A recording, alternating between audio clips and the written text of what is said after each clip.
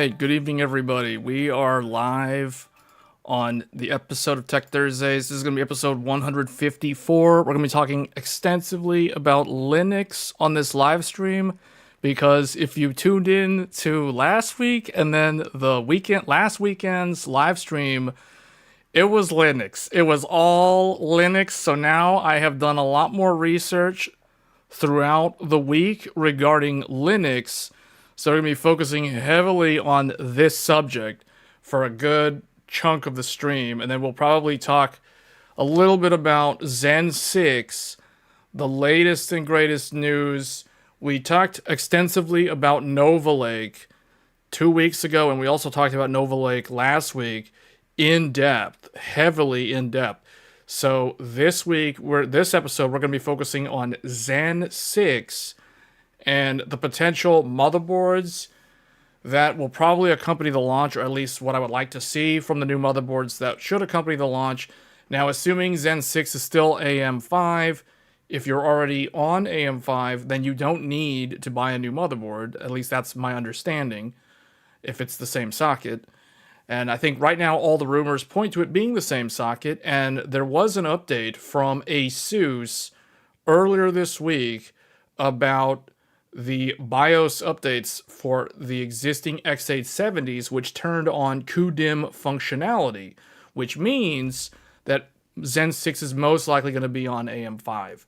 And Zen 6 will be supporting LPCAMM 2 and mobile, as well as clock read drivers for all the different memory standards. So CISO-DIMM, CKD, QDIMM, CUDIMM, whatever you want to call it, all those things will be supported on Zen 6, provided you have the latest BIOS. So we're going to be talking about that subject specifically later in the stream, but we're going to be talking about Linux for the first half of the stream.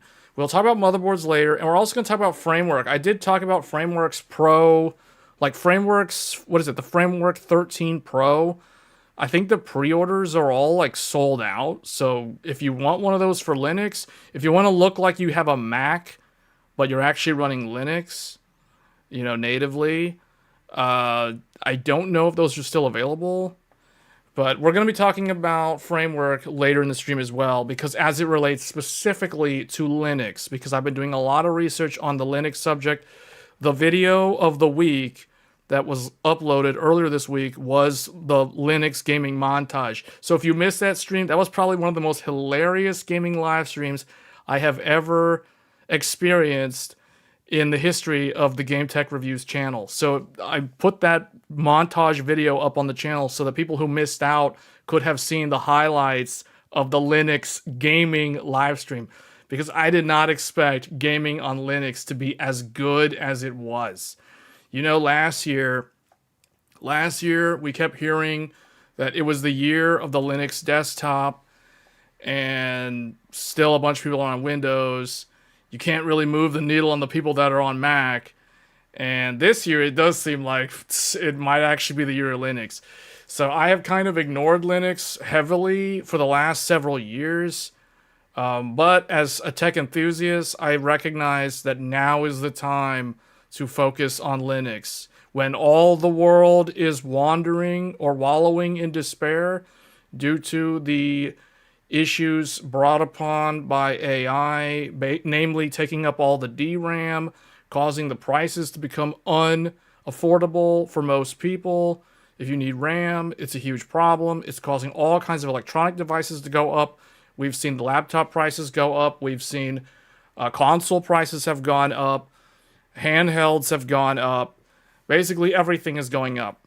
And if you're someone who was wanting to upgrade your PC this year, and you didn't already have any DDR5, well, you're in a pretty tough spot, to say the least. But on top of that, SSDs. SSD pricing. NAND flash pricing has skyrocketed. Like 4 terabyte SSDs are the sweet spot. They were the sweet spot.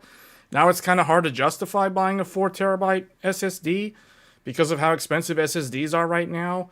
They're more than double what I would normally pay. So I'm not telling people to go buy SSDs, because I think the window of opportunity was obviously last fall, and then back in January was a good time to go in and buy up like SATA SSD 4 terabytes, because Micro Center still had them for like $200 for a 4 terabyte. Now they're all gone, or now they're like doubled in price. So, yeah, it's pretty bad.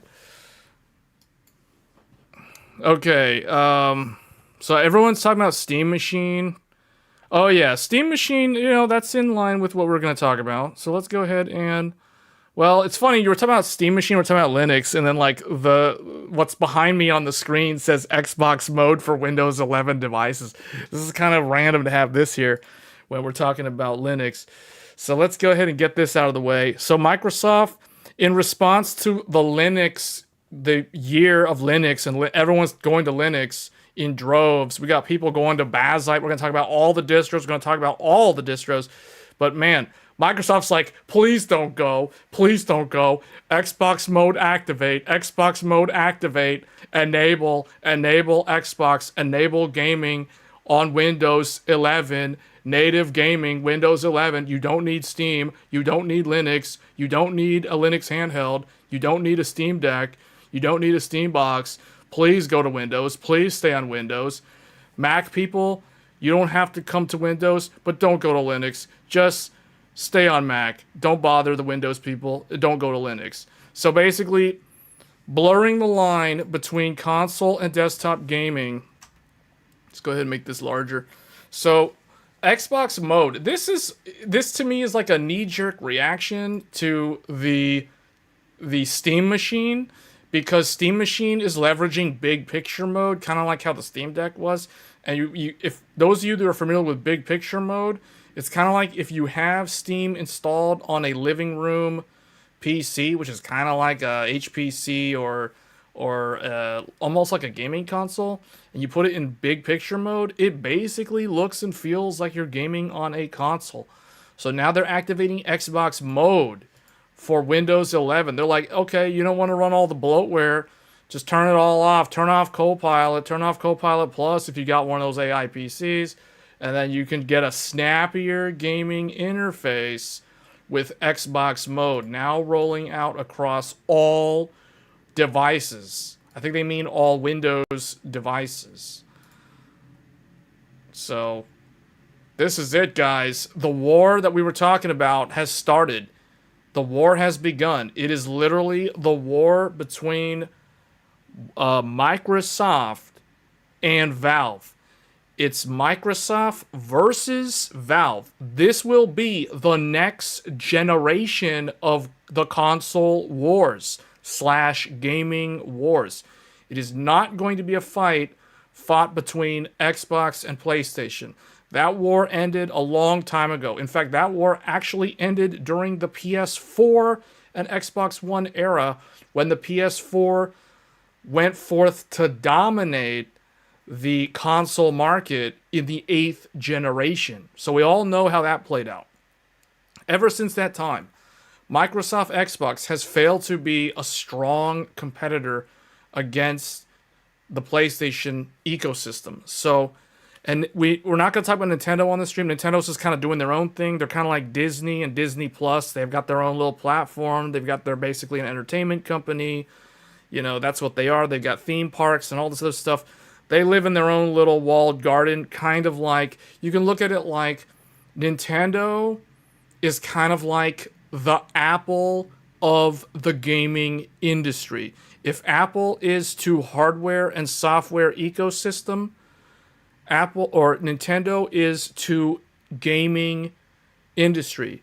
So we don't even need to include Nintendo in this discussion, because that's like comparing Mac to like Windows and Linux.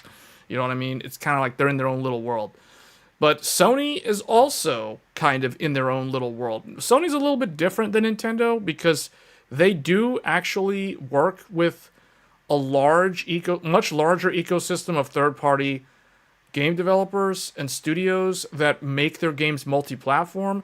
Nintendo does also work with third-party, but they don't work with third-party in the same way Sony does, in the sense that Sony actively, or has been actively, trying to bring their brand recognition and their games, like first-party titles, over to other platforms outside of the PlayStation console. We have seen this with the recent first-party titles that have come to the PC platform, for example, like Ratchet and Clank, the Horizon Zero Dawn, Horizon Forbidden West, the Spider-Man games.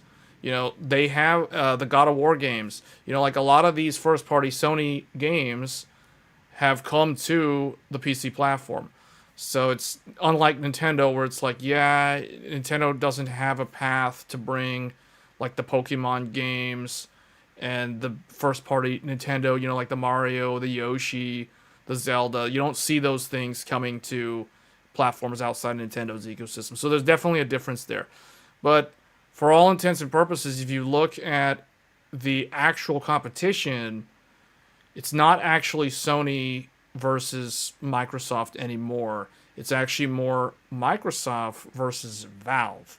Valve is actually the true, I guess we'll say, the competitive threat to Microsoft's gaming strategy has been Valve for many years now. And we talked about this a couple of months ago, but it's coming back into the foreground because of the recent announcement with the Steam Deck. Or the Steam Machine, I should say, not Steam Deck, Steam Machine. So you guys, there were people in the chat talking earlier about the Steam Machine. Well, remember that the Steam Machine is Valve's first-party hardware, design, and engineering. And what does it actually run under the hood? I can tell you right now, it's definitely not Windows 11. It's running a version of Linux, because Valve has been trying to build out and migrate as much as possible to the Linux platform. They don't want to be on Windows because there's a weird duality happening right now behind the scenes that I think gamers aren't really aware of. They're not privy to this, but developers can see it. They can see the writing on the wall. Valve wants to leave Windows, but they can't because the average gamer is stuck on Windows and doesn't care to leave Windows. And on top of that, the other challenge is the Windows ecosystem is so strong and so entrenched in the consumer space, even outside of gaming. Just, you go into a Best Buy. I can give you guys like an easy example.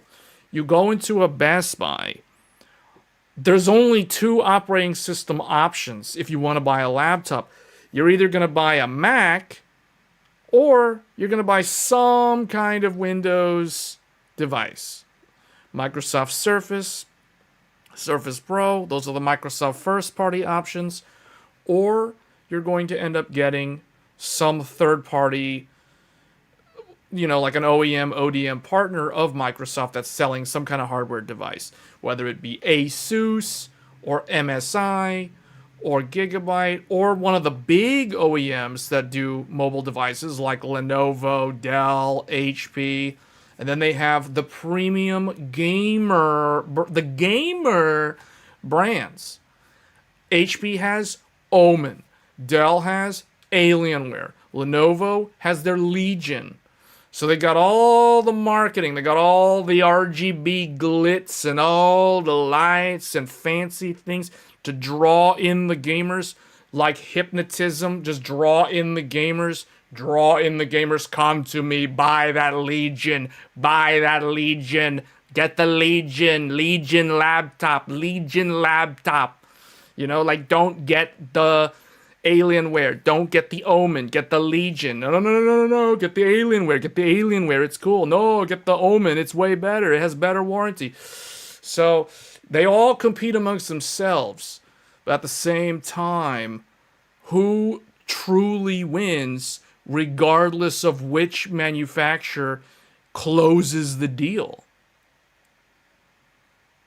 Microsoft Windows, because Microsoft Windows got that license. They sold the license to whichever company is selling you that gamer laptop or that gaming desktop pre-built or whatever it is, some regular laptop for home use or whatever. It doesn't even have to be a gamer laptop, you know.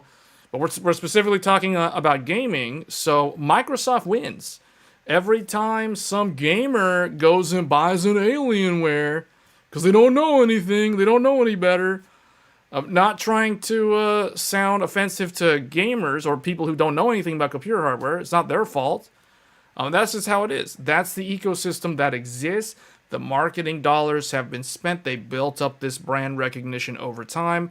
Microsoft partners with all these hardware OEMs. They all create their own brands. They have incentives to sell their brands and grow their businesses. This is typical basic business 101. That's how it works. So this is not, they're not doing anything wrong. And Valve recognizes and is well aware of all of this. They obviously are aware of this. And this is why they cannot just up and leave Windows overnight, even though they truly want to do that. It's like when Palpatine told Anakin, well, when Anakin found out that Palpatine was a Sith in Revenge of the Sith, and then he wanted to like turn him over to the Jedi Council, but he was conflicted. You know, Palpatine's like, he's like, I can feel your anger. It's like, he's like, he can sense it. It's like the same thing. Microsoft is basically Palpatine, and he's like, Valve, I can feel your anger. It gives you focus. So it's like, that's basically what's going on behind the scenes. So as much as Valve wants to go to Linux, they can't do it because all the gamers and all the marketing keeps the gamers loyal to Windows. Even though everyone makes fun of Microsoft, Microsoft still wins. Microsoft continues to win. So it's one of those weird things where it's like, I don't know how Valve with the Steam platform can make the transition. I don't know if they necessarily 100% want to do a transition away from Windows. I know that they probably wish they could, but the reality is they know they can't. And it's not that easy for the reasons that I've pointed out. And there are other reasons besides the ones that I pointed out, but those are the most visible reasons to an average person just observing like the dynamic between Microsoft and Valve and the Windows platform and Xbox and the Steam platform. So Steam wants hardware and they want the Linux software, but the gamers hold them steady to Windows, and Microsoft wants them to go away from Windows. Like Microsoft doesn't really. Here's the weird thing. Microsoft is also conflicted in a different way. On the one hand, Microsoft wants Valve to go away so that all the gamers that are on Windows will just use Xbox as a platform. Instead of using Steam as a platform, you'll just use Xbox. And so all the revenue that goes to Steam from the Windows platforms will instead go to Microsoft. They'll recognize all that revenue. All those games spent on downloading all those Steam games would end up being downloading all those Xbox games. So that's the way Microsoft looks at it. That's like the front strategy. But the reality is, if Microsoft recognizes that if all the gamers go to Linux, they just mass exodus leave and go to Linux because Valve is on Linux, then that also potentially means that Microsoft could lose an enormous amount of market share from the overall operating system level. Imagine if every single gamer flipped to Linux by the end of this year. Now, that's a hypothetical imagination. That's not really going to happen. But imagine if it did. Hypothetically, if all the gamers globally, or at the very least like 2/3, let's just say like 70% of all the gamers went to Linux by the end of the year, what do you think the market share of Linux versus Windows would become in the consumer space? I think it would be a noticeable shift. Now, I know not everyone who uses a Windows device is also a gamer, so you have to keep that in mind. But the more I think about it, I'm willing to bet that a large chunk of people who use Windows only really use Windows because of gaming and not because of any other non-gaming reason. Because there isn't really, I'm just trying to think in my mind, like, why would you use, what would you use Windows for outside of gaming? Ignoring gaming. If gaming was not allowed, why would you use Windows over Mac or Linux? Like, what would be the one thing about Windows that would keep somebody on the Windows platform if not for gaming? Can somebody answer that question? Does anybody actually know?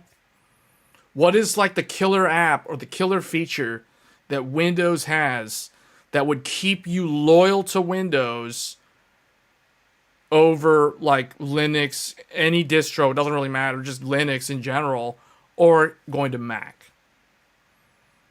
Because you have to admit, Mac has that slick style. Apple knows style. Apple knows how to get people in and hold them to the platform. Teams, you need it for work.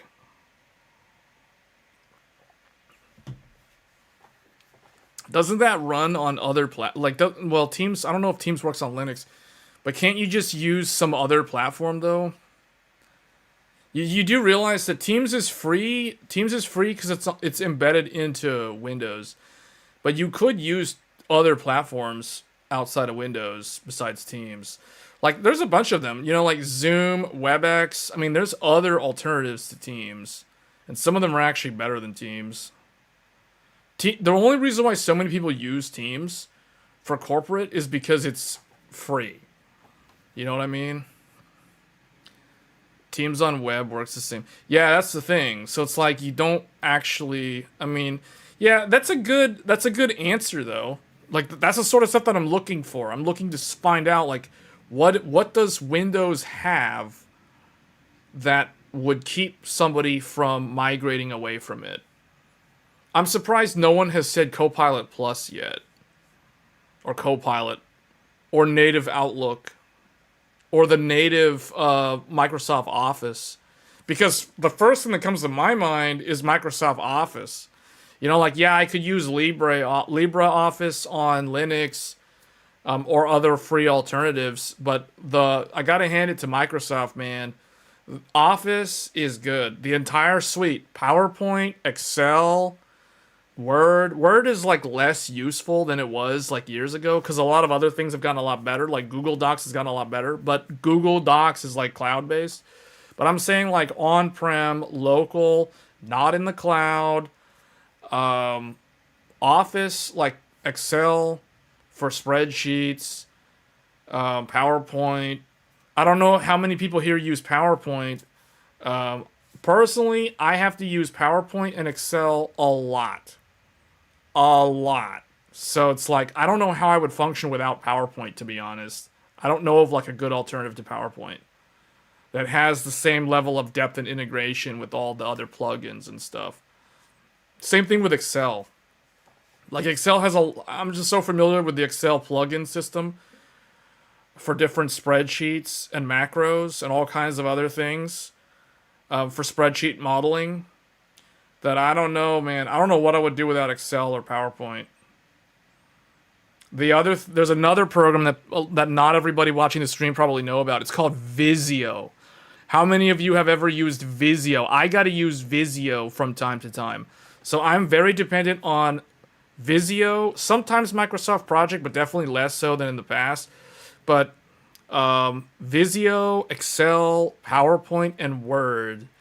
Although I probably use Word maybe like 20 times a year. So that's almost twice a month. But, you know, Excel, PowerPoint, and Visio are like all the time, dude. All the time.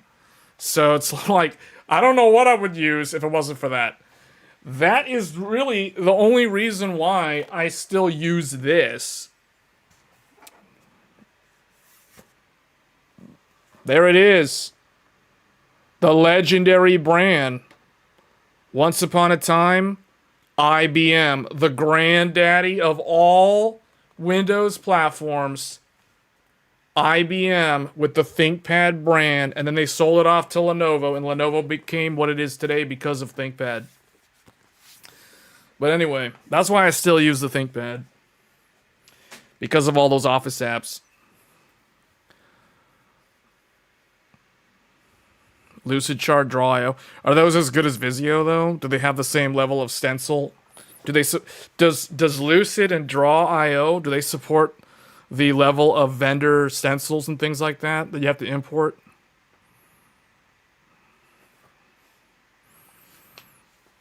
Because see, I see a lot of people like hating on Microsoft these days, and I feel like these people either don't actually have like an office type of job where they have to like do projects and they have to actually do like actual work. They have to give presentations and do things with numbers. Because people hating on Microsoft, and they are either people who just never use Microsoft Office because they don't have the type of job that uses that type of stuff, which is fine. But maybe people who use that stuff still hate on Microsoft. So, but I do think Microsoft, the one thing they did really good, Office, the entire Office suite is so good, so good. You can use Visio templates if you are subscribed.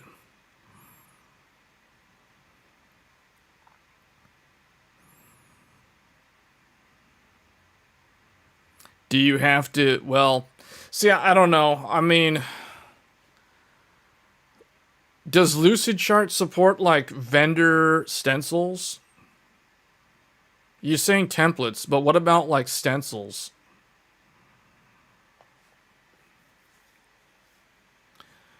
Like, what do you do if you need to represent, like, a vendor's server, or, like, a vendor's router, or switch for a data center? Lucid has all vendor symbols available. Well, I don't...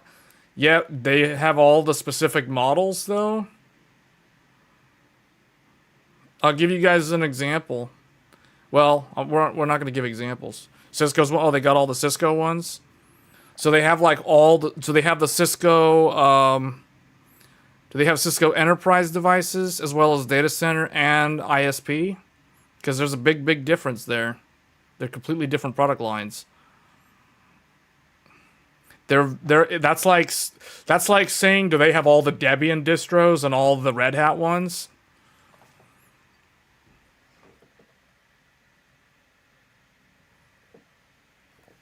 It's that kind of analogy.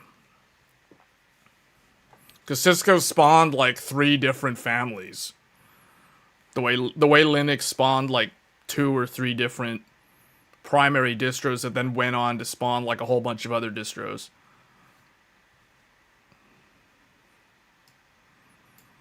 Anyway, we're getting kind of a little bit off topic there. But the point I'm making is Microsoft's not as bad as everybody says. It's just people tend to overlook the companies that have been around forever. That they're not the cool guy anymore. You know what I'm saying? Linux is the new guy on the block. Linux isn't even that new anymore, but it just feels like every time there's some new distro thing or some company like Valve popularizes a certain distro of Linux because they use it for their own hardware, and it's like now all of a sudden everyone's like, oh man, Linux is the good. Anyway. Well, they want everyone to stay on Windows for gaming. And the funny thing is, I think like a lot... I'll tell you guys what I think is holding back the final nail in the coffin. Well, not nail in the coffin, because I really don't think a lot of gamers are going to leave Windows. I think once the anti-cheat software... Once anti-cheat has support for Linux natively, because I know a lot of anti-cheat still doesn't work with Linux, especially if you're playing like Japanese games, like anything that's like easy anti-cheat, depending on the Proton version, it does not work. We showed this last weekend when I got kicked from Night Rain because I was using Proton hotfix or whatever, and Easy Anti-Cheat was like, "You're hacking the game. You're out of here." So yeah, I was like, okay, well, this is definitely not working with Linux. I mean, stuff like that, man. Easy Anti-Cheat. Well, I couldn't find the toggle, and From Software's not going to enable that. That's what I mean. You really think From Software is going to enable the toggle for Linux for Easy Anti-Cheat? I know they're not going to do it. They obviously didn't do it because I got kicked. So I mean, stuff like that. Stuff like that is going to be the holdout.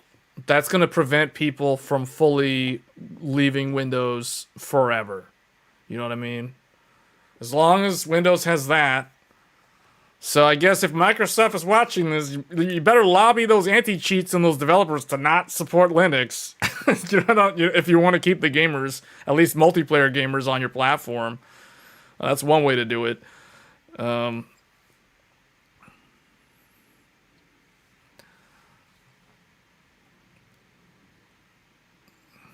Fortnite can run on Linux, yeah, Microsoft.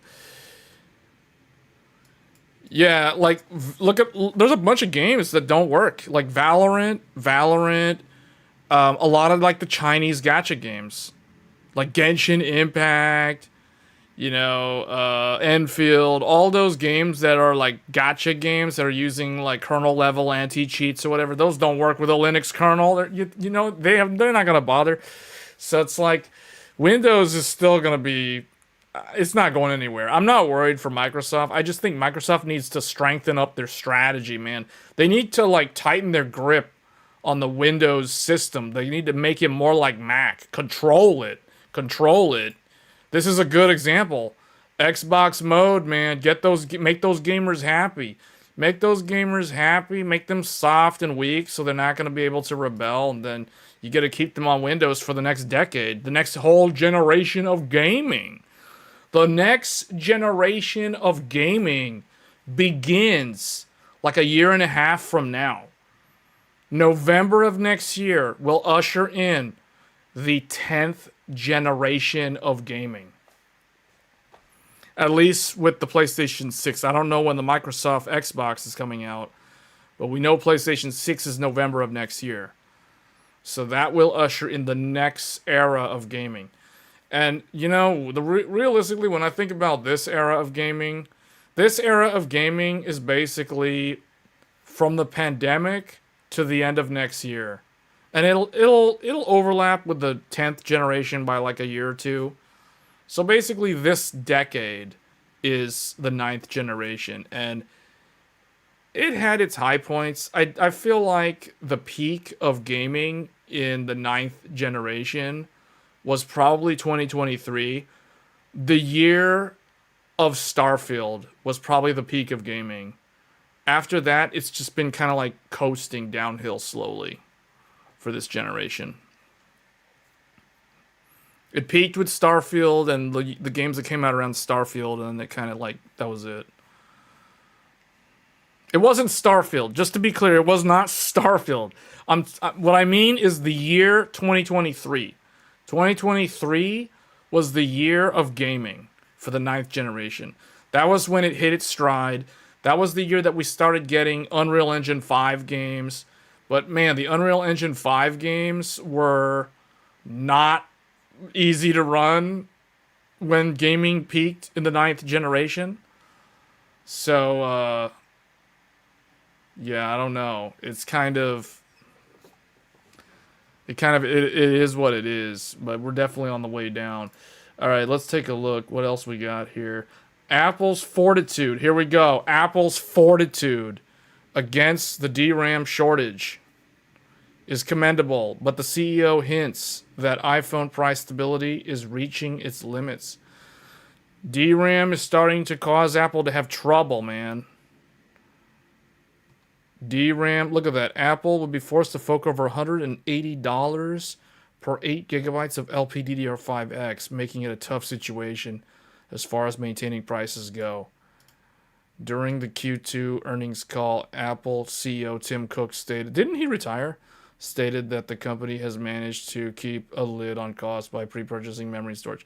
So, They're trying to hold the fort down, but it's not going to be able to work because of the memory, because of the AI. The AI keeps growing and growing and growing in power. It's almost like AI had it had unlimited power for like the first 2 years. Now it definitely has limited power. It literally has limited power because the bottleneck that's holding back AI is literally the electrical grid. It's literally the layer one. Like layer one, copper, electricity, transformers, and renewable energy, and diesel, and natural gas, hydroelectric, wind, and I guess nuclear. Like all these things are holding back AI. They're literally holding back the winds of strife. Like, and then now look, he's sweating because it's like this is getting out of control, man. I don't know. We're not going to be able to hold the prices. I mean, look at what happened with PlayStation. Sony raised PlayStation 5 and PS5 Pro. PS5 Pro was like $900. Like this this is the only generation of gaming where hardware never got cheaper throughout the generation. It stayed flat. Occasionally you'd see like holiday deals, like bundle price deals or whatever. But overall, it never actually went down in price and affordability. Instead, it actually went up. It actually became more expensive than it was when it started, which has a terrible trickle down effect for the next generation of gaming because it basically creates an artificial reason or an excuse to price the next generation hardware much higher than they would have done if we never had this problem in the first place. Like PS6 could be $800, $799 for the base model and $899 for the premium model, like the one that has the bigger SSD or whatever, you know what I'm saying? So it's like, yeah, it's ridiculous because it's like now $1,000 graphics cards are rapidly becoming the norm. It's very problematic that I just think like if I was starting out building a PC for the first time, I don't even know how I would even want to get started with how expensive everything is. Like if a GPU is like $1,000 and memory is like $1,500 for the amount of memory that actually matters, you know what I'm saying? So it's like, or you could just start out buying like a Micro Center bundle, buy some lame graphics card that's going to be irrelevant next year because it doesn't have enough VRAM. I mean, to me, that's even worse. It's like you either spend a huge amount of money up front or you waste half the amount of money on an inferior system that's going to just be aged out so quickly. Like, what's better in that? It's neither one is a very good option, but I guess the better option, the lesser evil, is to spend a huge amount of money on a decent system that will actually last 3 to 5 years. So you know what I mean? So it's crazy. And then it's like the sizes of games file size is just so big now that you like the minimum SSD that you want to purchase is a 2 terabyte SSD. Personally, I don't go lower than 4 terabytes anymore, but because of the way prices have gotten, it's like, oh, now I have to actually accept 2 terabyte SSDs as a thing now. So it's kind of crazy how out of control things have gotten, and I don't know how they're going to scale it back to normal. It's easy to raise prices. It's hard to bring them down because once you establish the new normal and everyone gets used to how things are, and you just keep it this way year after year to the point where it's like the public becomes so conditioned to believe that this is normal. Like, oh, $1,000 GPU is like a normal thing, like there's less of a reason to bring the prices down. So rarely, if ever, have I seen prices go down if they go up very quickly. They can deflate, but it'll take a very long time, years, because it does happen. You think about how expensive graphics cards were in the 90s and how expensive graphics cards were in the early 2000s for what you were getting compared to what you were getting in the second half of that decade. I would say prices did go down. There was deflation of computer hardware prices. RAM got cheaper, more dense and cheaper over time. DDR3 started off expensive. It got cheaper. DDR4 started off more expensive, but then it got cheaper throughout its lifetime. DDR5 started off extremely expensive. Then it went down in price like normal. Then it went back up in price, but now it went way up in price. Now it's even more expensive than it was at the launch of DDR5. So that just means that the point at which you deflate back down to normal will take like 4 years or so. And I don't see it happening anytime soon. Maybe at least not this year. Maybe next year it could deflate a little bit. But I think this year we're living in the new norm. Like $1,000 GPU, $1,500 memory, CPUs or whatever they are. Thankfully, CPUs also got more expensive too, but not as expensive as the other things. SSD and RAM got expensive the most, then GPU, then now CPU. Motherboards didn't change much because motherboards don't have memory. You went to Micro Center and the shelves were all stocked and untouched with 8 TB SSDs for $2,780. Yeah, see, that's what I'm talking about. The prices will come down. Yeah, I guess. I mean, but it'll be a slow drop. Because the problem is, and we've already explained this on a previous live stream, for every 8 TB SSD that doesn't sell in a week at Micro Center, somewhere the manufacturer of that SSD, I can guarantee you right now, whoever made that SSD, whether it's Samsung or Micron or whoever, they're selling the same SSD to an AI company at like 25% of that price, and they're selling them in bulk. They're selling them in the thousands of like quantities in the thousands. So it's like they don't care, man. If the consumer's not going to buy from them, if the consumer's not going to pay $3,000 for that SSD, they literally don't care because they know that some AI bro somewhere like Sam Altman is going to buy up like 20,000 of those 8 TB SSDs. And because they're buying so many of them all at once, they're going to get a discount. They're going to get the discount. They already got the discount because they negotiated the discount last year. Now the prices went up, so any future orders are going to be quoted at a higher price, and that's negotiable. But they are going to be paying a higher price, and they are paying a higher price. So that becomes a feedback loop that will maintain this higher baseline, hence the new normal. So it's becoming a problem for these guys. When companies like Apple start noticing the problem and they feel threatened where they have to raise prices potentially on consumers because they don't know of any other alternative, because they can't really sell lower volume because then that hurts they're not going to hit their number for the quarter. So, it's a big mess.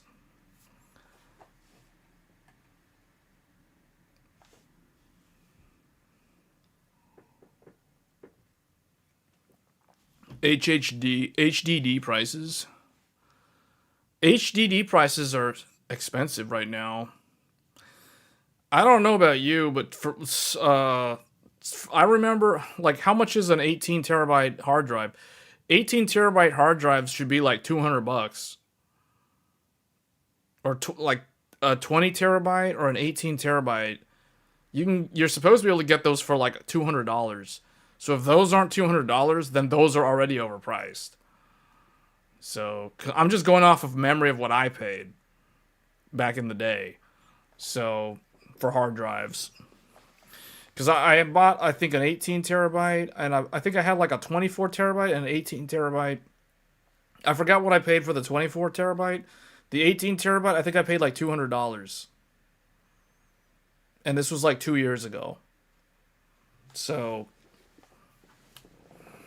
I mean, I don't know what they are now, but I'm pretty sure that hard drives are also expensive now.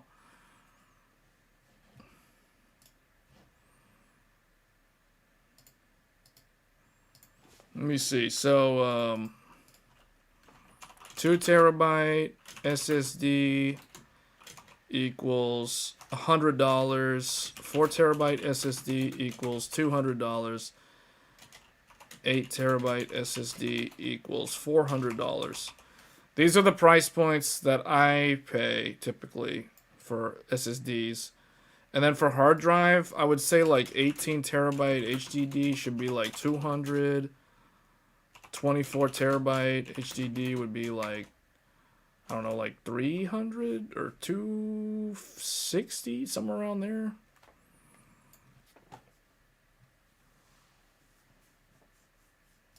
This is what I remember. This is the era that I bought a lot of hardware in. I remember these prices. I remember getting Black Friday deal 20. What year was that? 2023. 2023. 4 terabyte. 4 terabyte Crucial P3 Plus. P3 Plus for 160, guys. I bought 4 of these for $160 each back in 2023 during like Black Friday. Just so you guys know. That's what I paid. Now, I don't know what this is going for now, but I'm pretty sure it's not $160. Just saying. So, and that was like almost 3 years ago. That was at Best Buy. That was a Best Buy deal when I got those.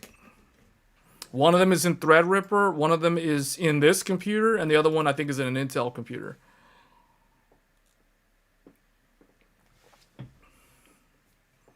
So yeah, I'm conditioned. I'm used to this type of price, or at most around 200 for 4 terabyte.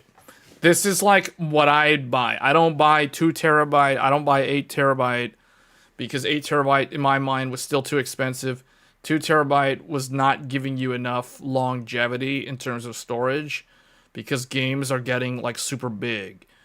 You know, like Neo 3 was like 133 gigs. Final Fantasy 16 was like almost 200 gigs. You know, those 2 games alone is already like 500 gigs almost. So that's already like 1/4 of a 2 terabyte SSD for like 2 or 3 games. Final Fantasy 14, the MMO, I think that game is like 230 gigs or something now for that one game. Crucial P3 4 terabyte is now $420 on Amazon. Yeah, see, so that's more than double. That's more than double than what I would typically pay, assuming I would pay around 200 for that SSD. So it's bad. It's bad, man. Yeah, right now, the price of like SSD, like 4 terabyte, it's like today's price. This is like 2023 prices. So it's like now 2026 prices. So 2 terabyte SSD I'm assuming is like $200 plus. 4 terabyte SSD is, you said 400 something, so it's like, yeah, it's more than double. It's more than 400. I don't even want to know what 8 terabyte is because it doesn't actually scale. It's not like you take 200 times 2 and that's your number. It's not like you take 400 times 2. 8 terabyte is probably over $1,000. I'm gonna guess. Someone said it earlier, $2,780 for an 8 terabyte. Yeah, that's because all of the object-based storage that AI requires needs to be fast. It needs to be fast storage. That is another problem. AI requires. So here's the thing. AI requires the following. This is why we're in the mess that we're in. Number one, the lowest latency. Lower than gamers. We're talking like less than 5 millisecond. You're gonna want like, you know, sub 15 milliseconds of latency. If your ping is higher than 15 milliseconds, you fail. You already fail. Your internet's not fast enough. That's the type of latency that AI requires. So it's like sub 15 millisecond latency. So what does that mean? Oh, that means you give them all the internet. You give them all the internet bandwidth. You give them all the 100 gig. They don't even do 100 gig. These guys are using 800 gig. 800 gig internet speeds per link. Internet speeds per link. Per interface. Imagine if you had 800 gigabit internet speed. One GPU gets 400 gig internet speeds. One GPU. The other GPU gets the other 400 gigabit internet speed. That means two graphics cards already have faster internet than literally hundreds of thousands of people on the planet.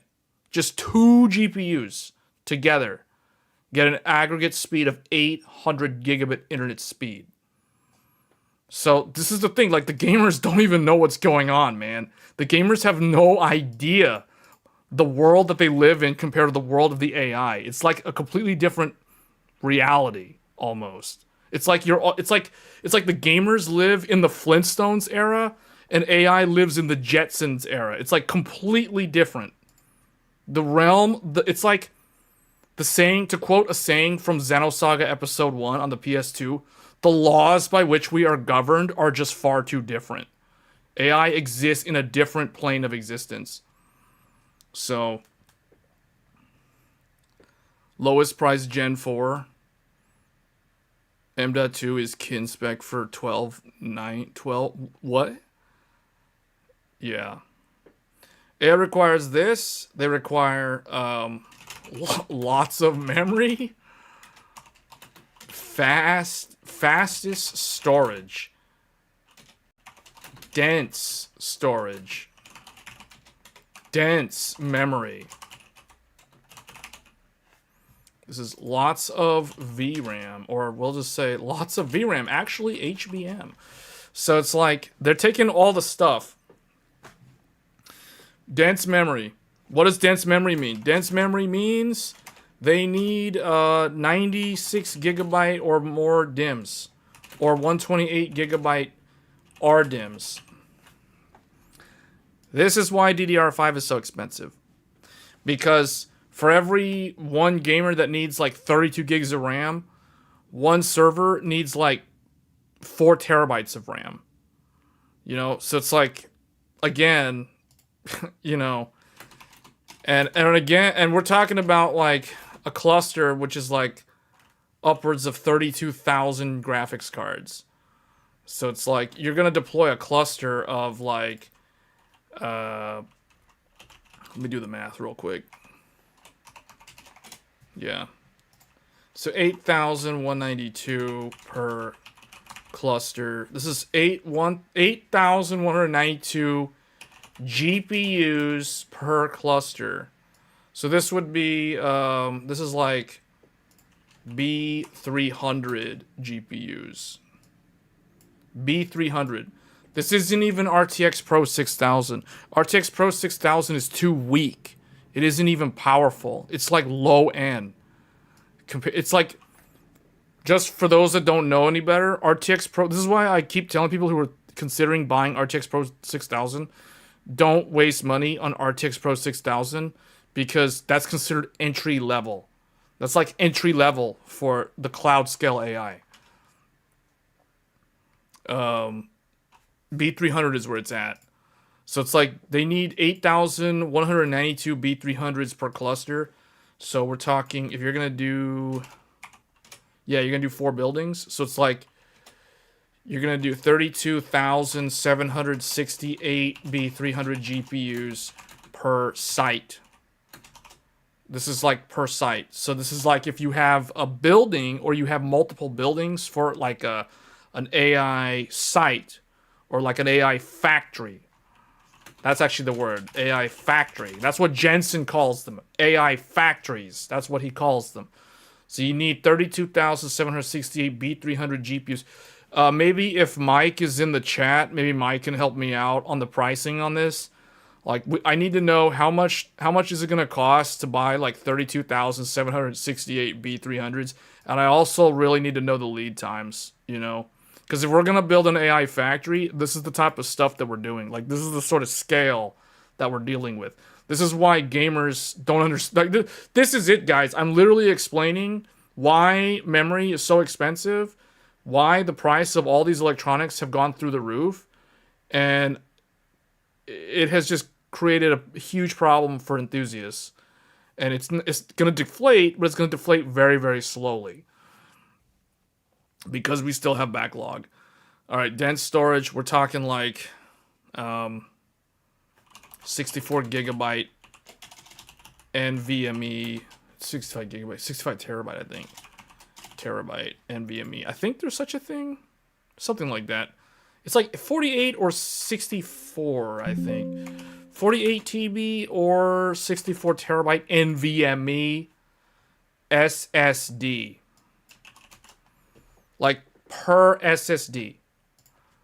Terabyte per NVMe SSD. So you're talking about an SSD that is either 64 terabyte SSD or 48 terabyte SSD.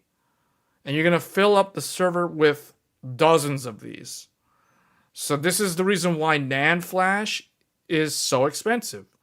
Because you have AI gobbling up the biggest and latest and greatest SSDs. You have AI gobbling up all the really, really big DIMMs. And they're all RDIMMs. So this isn't even Threadripper memory. I mean, okay, technically it is Threadripper memory, but this is actually like epic memory. Like this isn't even meant for Threadripper or Threadripper Pro. Like this is meant for epic. This is like beyond Threadripper Pro. So, you know, like we're talking like super, this isn't even high end. This is uber end. This is like uber end. This is like way beyond enthusiasts at this point. Somebody told me the last time we talked about AI factories, somebody put it in a really good way. They said that this isn't even like enthusiast level tech anymore. This is pure fanatic levels. This is fanatic levels of technology of what we're talking about. So anyway, I didn't want to spend too much time talking about the AI stuff, but for those who didn't see the earlier live streams that we did a few months back that explained why hardware prices are out of control, hopefully now you understand why hardware prices are out of control. It's because SSDs, all the SSD flash memory is going to AI. And all the memory, all the DDR5 is going to AI. This is why DDR4 is cheaper. DDR4 is more expensive because all of a sudden there's demand for DDR4 again. But the demand for DDR4 is not coming from AI. It's coming from consumers that are desperate because they don't want to pay for DDR5, and I don't blame them for not wanting to pay for DDR5 because this is happening. Yeah, the scale up and the scale out. Yeah, all that stuff. 4 terabyte is at 500 in stock on AliExpress. Are those good? Did those last? I mean, I've seen some reviews on some of those AliExpress SSDs, and there were complaints that they either don't, like, they format them and they don't come up with the correct memory. I mean, like, they don't come up with the correct storage amount. And then some of them also don't last after like 3 months. They start having weird disconnect issues, or they boot up their computer, or they wake up their computer from sleep and then the SSD doesn't show up with the computer anymore, like it disconnected, because the flash controller is faulty or whatever, some bad firmware. So, I mean, if you're looking at buying those, you definitely want to find out what is the OEM controller that they're using. Like, is it using a Phison controller? Is it using a Samsung? It's probably not a Samsung or Phison. It could be Phison, but I don't know. So it can be. I mean, I've just seen a lot of negative reviews on those SSDs from AliExpress. So that's why.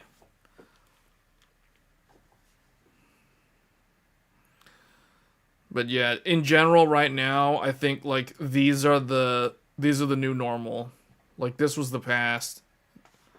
This is today, and that's very unfortunate, but yeah. So I guess the rule of thumb, if you need to buy an SSD this year, try to stay as close, like if you're buying a 4 terabyte, try to get as close to $400 as possible. That's what I would recommend. And if it's 2 terabyte, try to be as close to $200 as possible.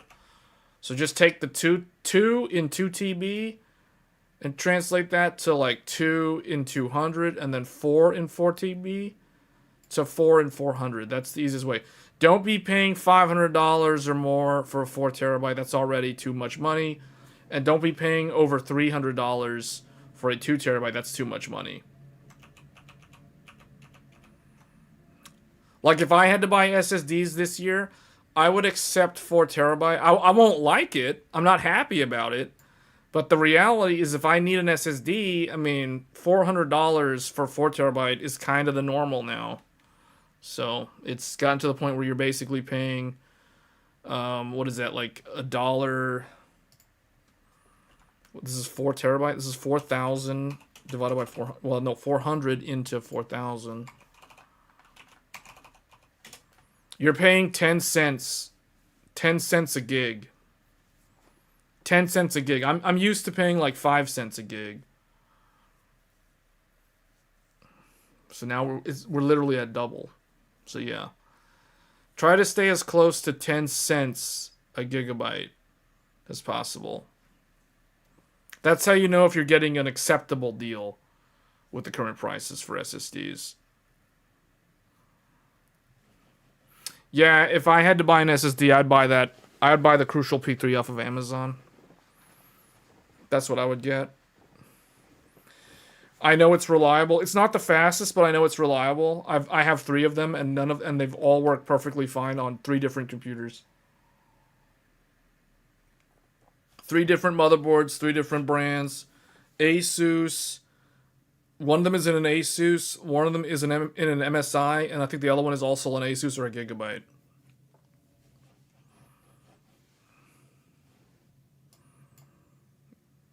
But that's what I would do.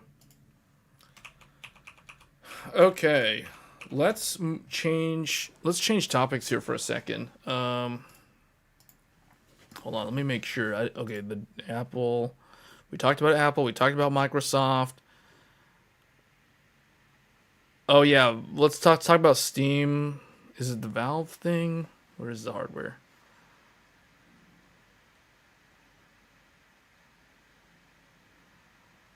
Okay, so it's coming soon, guys. Steam controllers launch. An insider hints Valve's next hardware release could be around the corner. It's close. Who here is going to get one of these? Who here wants to get one of these? 2 terabyte P310 at 244. Yeah, that's probably going to be as good as you can get. That's actually not too bad right now. 2 terabyte for a P310 at 244. Yeah, if I was going to get a 2 terabyte, I would personally between those two options. So 2 terabyte P310 at 244 versus P3 Plus for 4. I would get the 4 terabyte for 420. I'd pay the 420 for that 4 terabyte just because I know that the more dense the bigger the SSD, the more prone to price increases it is. So if I had to pick between $420 for 4 terabyte or $245 for 2 terabyte, I would definitely go with the 4 terabyte. I would spend the money to get the double capacity while I can, because those things can easily go $500 plus in an instant, and they can approach $650 to $700 by the end of the year. Anyway, Steam's hardware is coming out soon. There was a Twitter post here. Valve is receiving a ton of game consoles these past couple of weeks in their USA distribution warehouse. This was posted today on Twitter. 12 p.m. April 30th. Oh man, it looks like it's actually happening. It's actually happening. Gaming, when I see this, you know what I think of when I see this? Gaming on Linux. Just straight up gaming on Linux. I'm so glad I did the Linux gaming live stream when I did right before this stuff starts showing up, to prove that gaming on Linux is really, really good. In fact, it was so surprisingly good that I was just impressed how good all of the games ran at 4K resolution on a almost 5.5-year-old graphics card. The 6900 XT is it was like December of 2020, so it's like over 5 years old, almost 5.5 years old. So that GPU is considered an old GPU. It is an elderly GPU at this point in time, in terms of technology years. It's basically a retiree GPU being forced to render the games at 4K resolution on Ubuntu. This isn't even Bazite, it's Ubuntu. And it was running so good. But yeah, this is interesting, man. The VR headset in particular is probably the most interesting thing out of all of this, because this looks like it's like the Meta Quest 3. So this is gonna be more comfortable than the Valve Index for sure, because the Valve Index is definitely not comfortable to wear. But yeah, this looks like it's a really good combo of hardware.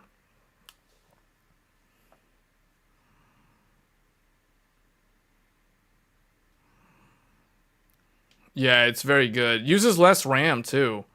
I noticed that overall, my computer, like while I was gaming on Linux, the amount of system memory being used was significantly lower than what we normally see. Like, all you gotta do is go look at the montage video on the channel, because you'll see the Steam overlay at the top of the screen, so you can look at how much system RAM, and well, also the VRAM. The VRAM was kind of the same, but the system RAM was significantly lower. I think most of the time it was like at 10 gigabytes of system RAM, 9 to 10 gigabytes of system RAM. Whereas on Windows, you see me streaming on Windows, it's regularly almost always over like 20 gigs of RAM. System RAM is almost always approaching 30 gigs of RAM. This is why I tell people 32 gigs of RAM is not enough for someone who is a power user and doing like heavy lifting on the computer. Like 4K gaming plus 4K streaming, downscale 1440 but locally record 4K, 60. I mean, that's going to use a lot of system memory on Windows. But Linux, man, we're doing the exact same setup on Linux, and it was using way less resources.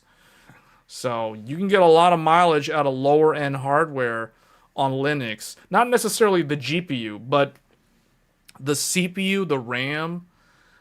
Linux definitely runs leaner than Windows does, which is very, very interesting. So that means with lower spec hardware, like with what the Steam machine is doing here, Yeah, it's going to be able to pull off quite a bit with less impressive hardware.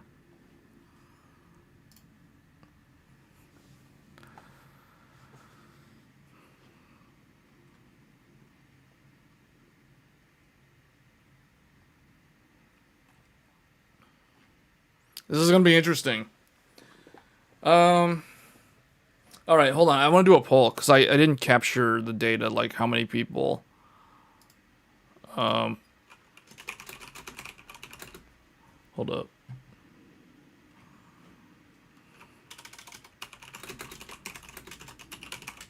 Are you getting a Steam machine? Yes or no? The poll is up. Are you getting a Steam machine? I'm curious to know who's interested in getting one. 2 people voted, 3 people voted no. 1 person voted yes. Oh, there's some people voting yes, but still a lot of people voting no.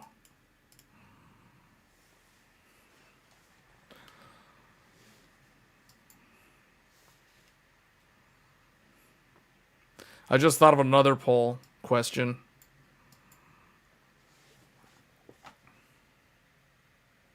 This is some interesting data. We got like 40 something viewers on here and only 8 people voted. Depends on the price. What is the estimated price? Does anybody know?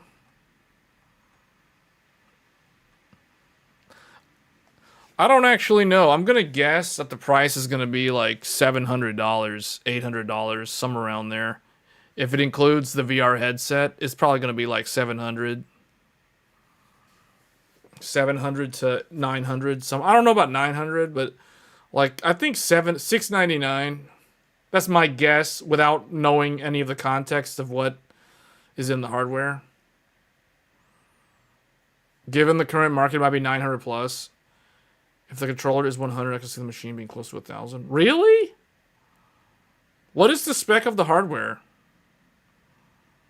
A lot of people are saying $1,000. I was guessing 700, but people are like 900 plus. 900 is what I said is the high end of the range.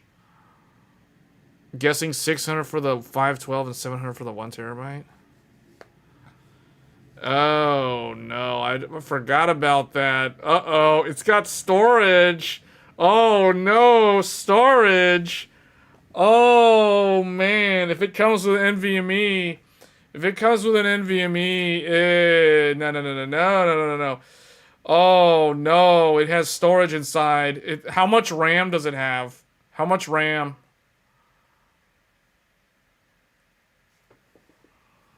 I was guessing 700, but somebody mentioned there's a 1 terabyte SSD. Oh no. Oh man. Here we go. No. Yeah. I don't know about this. $900, man. It looks more like $900. It looks more like 900 bucks. If it has a 1 terabyte SSD, I don't know how much VRAM. Does anybody know? Oh no. Oh man, it has a 1 terabyte SSD. That automatically adds $200. Oh man. Oh, that ruins everything. Do we know how much VRAM? Oh man, this is not good. It has too much. It has too much.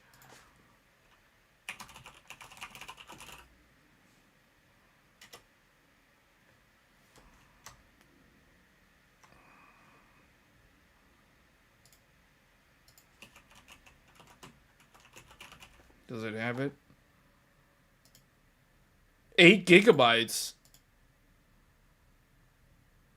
Is this true? 8 gigabytes of GDDR6?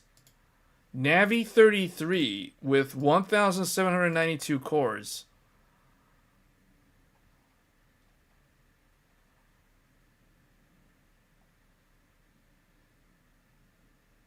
Yeah, this is gonna be like $900. This is gonna be 900, man. Just because it has the VR headset. The VR headset's gonna make it 900. If it didn't come with the VR headset, it could still be 700. It could be, yeah, it could be 700, 800. That 8 gig VRAM though. The 1 terabyte SSD ruins everything. The 1 terabyte SSD automatically increases whatever the base price is by $200. 8 GB GPU by itself is like $500.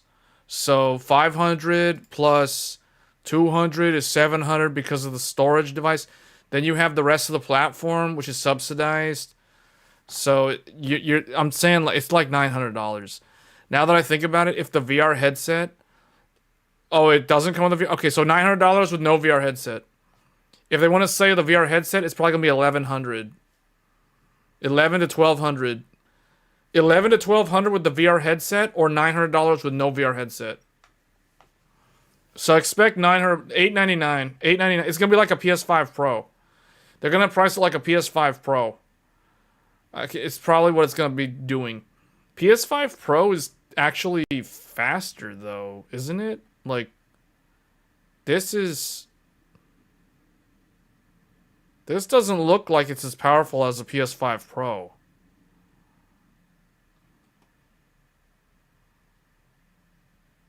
I don't know. This is weird. Actually, PS5 Pro has a 2 terabyte SSD and it's $900. This could still be, with no VR headset, this could probably be $700 still. 700 or 800? I don't know.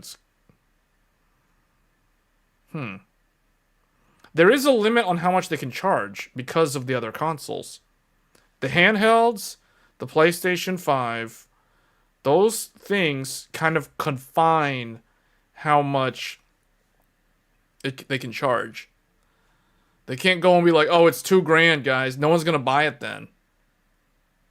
It's between a PS5. Yeah, that's why my initial assumption was $700. Knowing that the PS5 Pro is $900. So if they want to be competitive, they can charge $799 or $749, but I think somewhere it's got to be above 700. In the current environment, it's got to be above $700. I don't see this thing being $700. It's probably going to be more like 800 to 900. But now you guys are telling me that there's no VR headset. So if there's no VR headset, I can still see it being priced around 800. Because the Pro is more powerful. The Pro comes with a 2 terabyte SSD. That's double the storage that what the 1 terabyte in this thing. So, and the Pro is more powerful. It has more like memory. So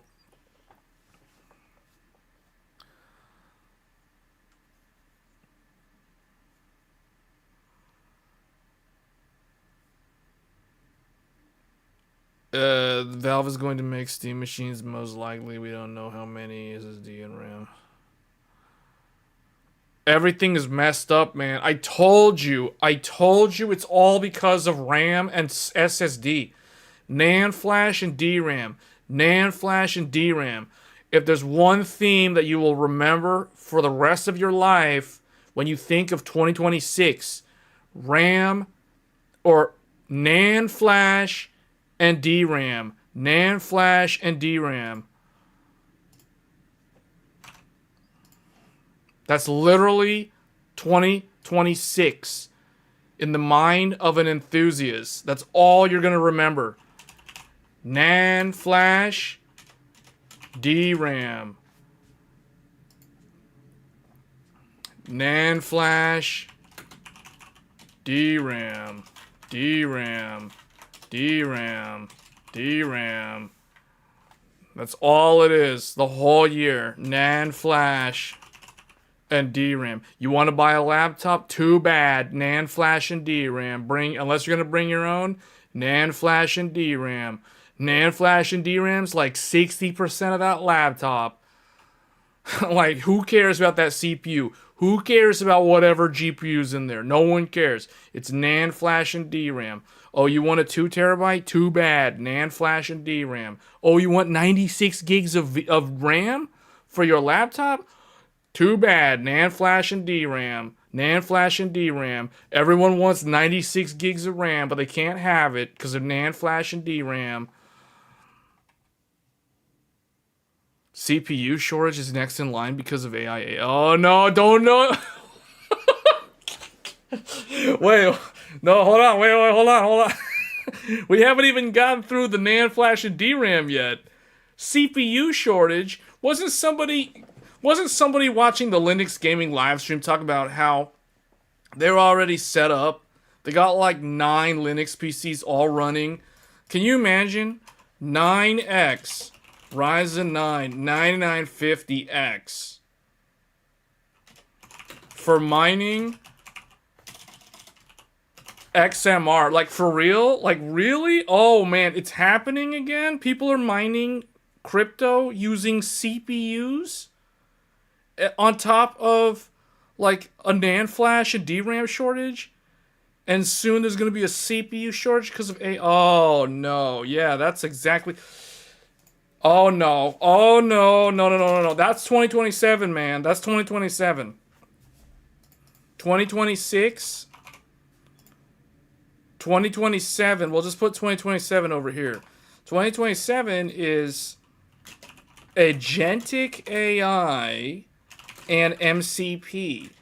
Agentic AI and MCP. MCP, MCP, MCP, CPU. That's 2027 shortages. Oh no. Oh no. Give us the cores. Give us the cores. Give us the multi-sockets. Get us the multi-sockets. I don't know how much this is going to affect the consumers though. Because agentic AI and MCP is going to take up all the cores. Yeah, you're right. They might siphon up all of Intel's E-cores. They might use up all those E-cores for energy efficiency. I don't know. Seems like it might be a good thing, but to use E-cores for agentic AI and MCP, because literally the bottleneck is the power grid. So wherever you can save electricity, that's the name of the game. But yeah, you're getting way ahead, man. You're getting way ahead talking about 2027 shortages. We're not supposed to be talking about that on this stream. That was supposed to be a future topic. But yeah, that's kind of like a sneak peek at what we're going to talk about later on this year as we get closer to that.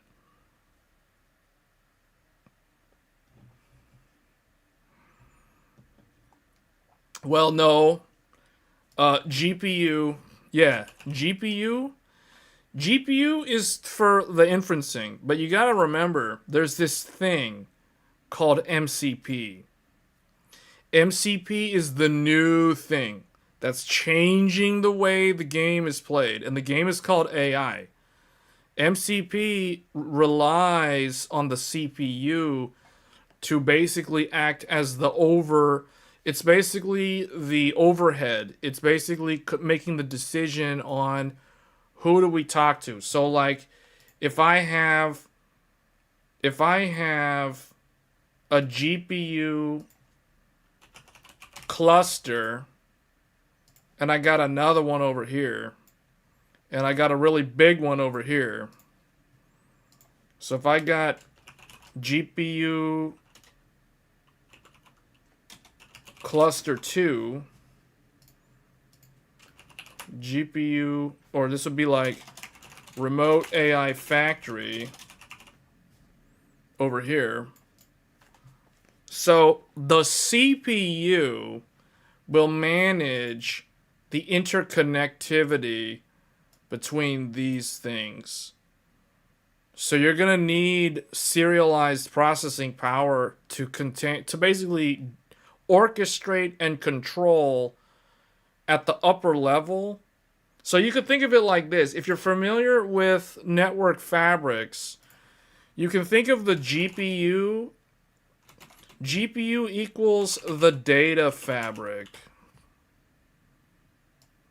The CPU equals the control plane. So there is going to be an increase in demand for CPUs coming real soon. So the comment about that earlier is not wrong.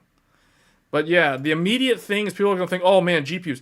The GPU demand has already been so elevated for so long now, but that has created this shortage because of HBM, because all the production was shifted to HBM, because all these GPUs are using HBM memory. They're not using GDDR7. No, no, no, not GDDR7, not GDDR6. Some of them are. Some of them are. So you could have like another GPU cluster over here. You could have an RTX Pro 6000 cluster over here strictly for like LLM inferencing. So yeah, you could have this, which is also interconnected. You know, like this guy could be, you know, over here or whatever. So yeah, this could be part of it, and this is using GDDR7. But all the really big ones, like the Anthropics, the Claude, GPTs, all that stuff, they're using the HBM because they need those things to handle they need them to maintain the low latency. So that's what's going on behind the scenes. But yeah, you're going to need some sort of, the key word here is orchestration. I think I spelled that correctly. Orchestration layer. This is like CPU directed. You know what I mean? Because you got all these AI bots, but you need some sort of overlay to control like the efficiency on how they're, like, who's the right AI cluster, who's the right chatbot, who's the right LLM that we need to call to solve this prompt or respond to this prompt accurately or optimally. This is all CPU.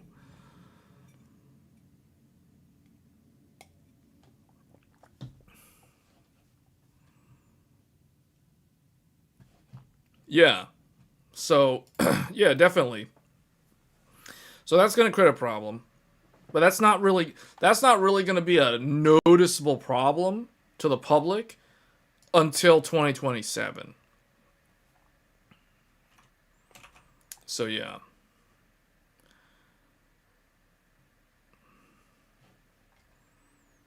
All right. Well, we end up talking about AI again. Not sure how, but we did. Let's talk about Linux. Let's talk about something that I was planning to talk about. I wasn't planning to talk about all this on this stream, but it's good that we did. I kind of like that we talked about this, because there's probably a bunch of people that had no idea that this stuff's happening behind the scenes. Every time they hear the word AI, they think of like memes and slop and stuff. They don't actually think of like how it's actually all pieced together under the hood. So now let's discuss Linux. So Linux distros. Now, recently, if you guys saw last weekend's live stream, I'm going to close this poll. So it looks like about a little more than 1 out of 4 of you are planning on getting a Steam machine. The rest are not. I want to do another poll, but we are going to talk about Linux. The next poll is which one are you planning to get? And then where's the choices? Oh wait, that's the wrong thing. Hold on.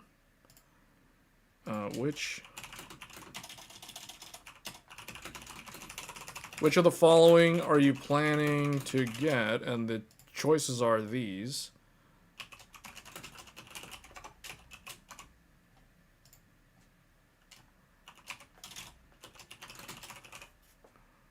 All right, so I'm trying to think, is there another one?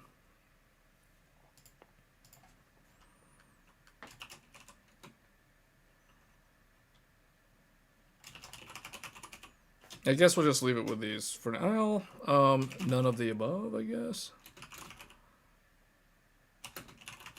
I guess we'll do none of the above. Although I kind of didn't want to put none of the above in there. But anyway, there's a new poll. Which of the following are you planning to get? The choices are the Steam machine, the PlayStation 6, or the Xbox Next. Now, I really didn't want to put none of the above in there because I'm trying to capture, like, if you don't want any of them, you could have just not voted. But I went ahead and put none of the above in there. But I'm really looking to see. I'm really more concerned with the first three answer choices. I'm not really concerned with the none of the above answer choice. So it's almost like I probably should not have included that. Because if people don't want any of them, they just don't need to vote.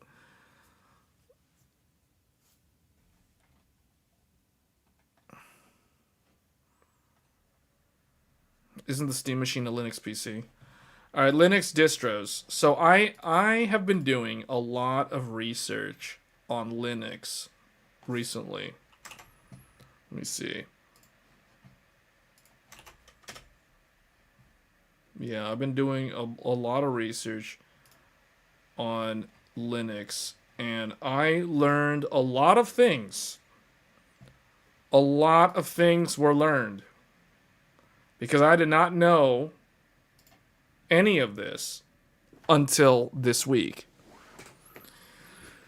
So Linux started from a guy named Linus Torvalds back in like 1991 or 1990, I think 1991 or 1993, somewhere in the early 90s. He, as like a, I think he was a college student at the time, and he was like, yeah, I'm just going to make my own operating system, just for fun. So he did. He made a kernel, a Unix-based kernel, using the GNU. I don't know why everyone calls it GNU. I mean, there's not, it's whatever. All right, so he used the GNU and the Unix-based nomenclature to develop a kernel. That kernel was known as the Linux kernel. Well, it had another name. He didn't want it to be that name. Someone else was like, no. He didn't want to name it after himself, but somebody told him, no, you have to name it something that's kind of like, so that it's recognizable that you did it. So they somehow came up with Linux instead of Linus, it was Linux. So then a few years later, where is it? Is it here? Yeah, a few years later, in like 1994, Debian was created based off of the Linux. It was again a GNU Unix-based using the Linux kernel. It developed its own version of an operating system. This was known as Debian. It was developed by a guy who, I forgot what his name is, but like his ex-wife, her name was Deborah, and his name was whatever his name is. So when he named the operating system, he took his wife's name and his name, and he like Potara fusioned the names together like a Dragon Ball Z fusion dance, and it became known as Debian. This is known as Debian. So I guess, I don't know if we're going to use the tree. I might refer to it on the side, but let me go back to paint because this tree is kind of pointless to showcase right here. So first, there was Debian. This was like 1994, I believe, or 1993. Someone can correct me if I'm wrong on the year. Debian. This automatically means that... Oh, Ian. Maybe that was his name. I don't know. Maybe. Yeah. Debian, I think 1994? I have to go back and look. Maybe it was 1993, but let me see. 19... Oh, wait, hold on. I'm getting the history a little bit wrong. Hold on, I forgot one. So first, there was something called Slackware. I forgot Slackware, and I think Slackware was 1994. This was 1994. So this one was like the very first one in terms of like the first to adopt the Linux kernel to connect the Unix, the GNU, to make an actual operating system. Like Slackware was the operating system built off of the actual Linux kernel. So this was like the first one, 1994. Slackware, it was known. And then where's Debian? I'm trying to find what year. This is 1984, 5, 6. So Debian was actually like 96, I think.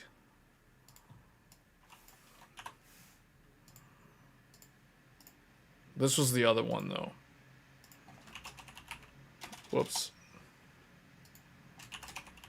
Debian, 1996.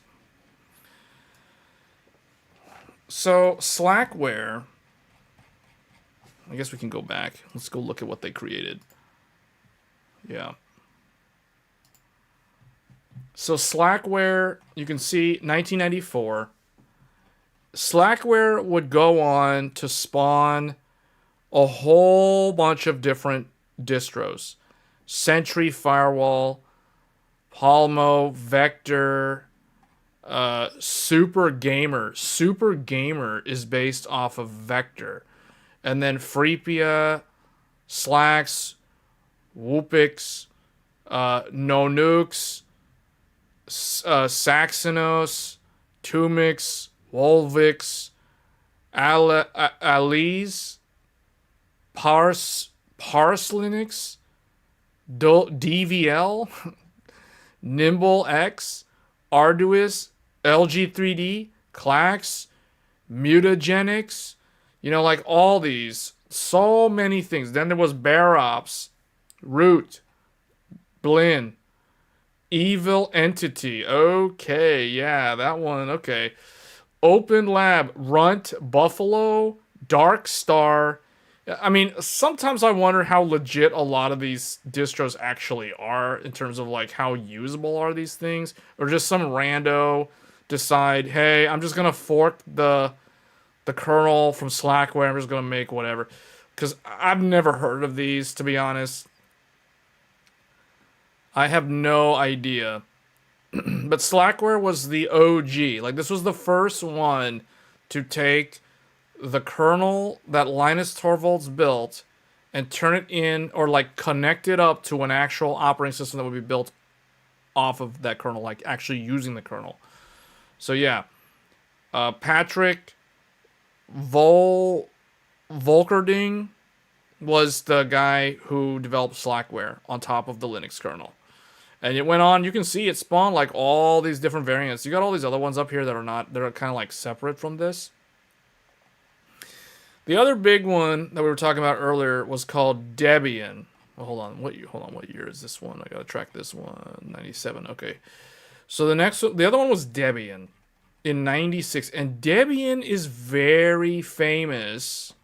Very famous. Debian is probably the old. It's not the oldest. Slackware is the oldest, but Debian is the most, like, it's the OG. Because a lot of people know about it. There's people out there that don't know about Slackware, and they don't know that Slackware is actually the OG, like the true OG. They think Debian. When they think of like, oh, where did Linux come from? Everybody remembers the name Linus Torvalds or Linus Torvalds as the original author of the kernel. But then they always think of Debian as the first version of Linux, but it actually wasn't the first one. Slackware was the first one. Debian was the second one. But Debian is one of the biggest ones because Debian went on to be one of the most, if not the most prolific distro to spawn so many variants of Linux under the Debian OS and transform into all these different like children OSs of Debian. When you look, there is a very, very famous one. One of them is called Kali Linux. I saw it earlier. It's somewhere in here. Kali Linux is in here. That's not the one I'm looking for, though. The main one you guys might know is this one right here. Let me see if we can... Oh, there we go. Yeah. This guy right here. Ubuntu. This is the one that when people who don't know much about Linux, but they heard about Linux or they think about Linux, they may have seen or heard about Linux in the past, and when they the image that comes to their mind is typically the Ubuntu UI. Ubuntu is probably the most famous version of Linux even in today's world, Ubuntu is probably the most famous one. It's the most recognizable version of Linux that does have a pro version, but outside of enterprise, because there's another version of Linux that we're about to talk about, which is probably the most famous one in the enterprise world, which is a little bit younger than, actually, no, maybe it's a little bit younger. I think 97. A little bit younger than Debian. But it went on to spawn a lot of the very popular versions, including the versions of Linux that or that Valve adopted for the Steam OS. We're going to talk about that later. But right now, Ubuntu, this one is the one that most people who don't know anything about Linux, but they may have Googled it once upon a time, they may have like saw somebody they know, some tech enthusiast or some nerds somewhere, running Linux and talking about it. They were probably running Ubuntu. They probably saw Ubuntu at one point in time. I myself, currently, as of right now, Ubuntu is the only version. Okay, that's not true. But Ubuntu is currently the only version of Linux that I use today. It is only Ubuntu. Once upon a time, this was many years ago, probably like 10 years ago, I used another version of Linux, but that was in an enterprise setting, in a corporate setting, and we're about to talk about that version of Linux because that's probably the second most famous version of Linux. And it is another OG like Debian. But for all intents and purposes, the most consumer identifiable version of Linux is Ubuntu. Ubuntu became very well known because it was one of the most stable versions of Linux that came out back in the late 90s, early 2000s, I believe. I think this is like 2000. Let's go all the way up. 2002. Ubuntu 2002. And you can see Ubuntu went on to spawn a bunch of other distros, a lot of distros. You can see all of these distros, all the children of Ubuntu, Kubuntu, Pioneer, whatever, Linux till, Anchor, Kurumin.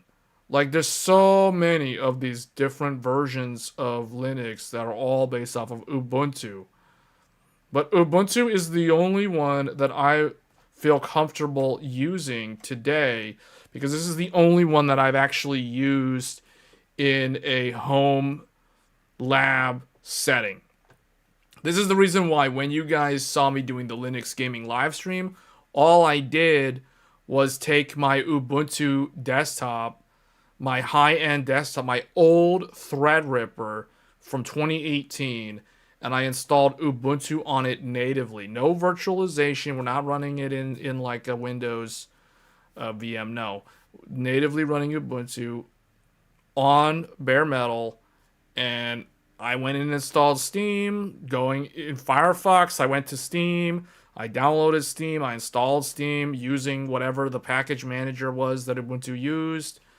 And it works, and everything worked, and Proton worked, and everything. So I was surprised because prior to me doing this, everyone was like, "Oh, you need to be on like a Steam-friendly distro," and blah blah blah. Nah, man, it ain't that hard. Ubuntu, it was easy. It worked. Everything worked out of the box, no problems. All I did was update to LTS. I was on LTS 22. I didn't even have to update to run Steam. The only reason why I had to update from LTS 22 to LTS 24, I was on LTS 2204. I went to LTS 2404. The only reason why I did that was because OBS recommended that I be on that version of Ubuntu. That's the only reason. It had nothing to do with Steam. But I'm on LTS 24. I'm probably going to go to LTS 2510, the latest one, on the LTS train. Or actually, it's not LTS. So yeah, I could go to 25, but I think I might just stay on there for now. But the one thing that Ubuntu was known for was the stability. It was very usable. The behavior was very stable. It was very predictable. It did not really, it didn't live on the bleeding edge, so to speak, meaning it was more conservative in terms of like how quickly things would change for the kernel. And that's the reason why over many, many years it has survived and it has been one of the most successful distros of Linux of all time. And this is the only one that I feel comfortable using because this is the one that I still actually use.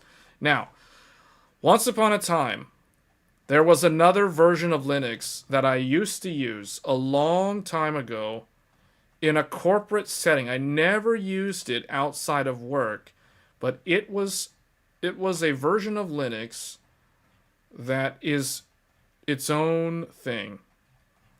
And that version of Linux is known as Red Hat. You may or may not have heard the name Red Hat.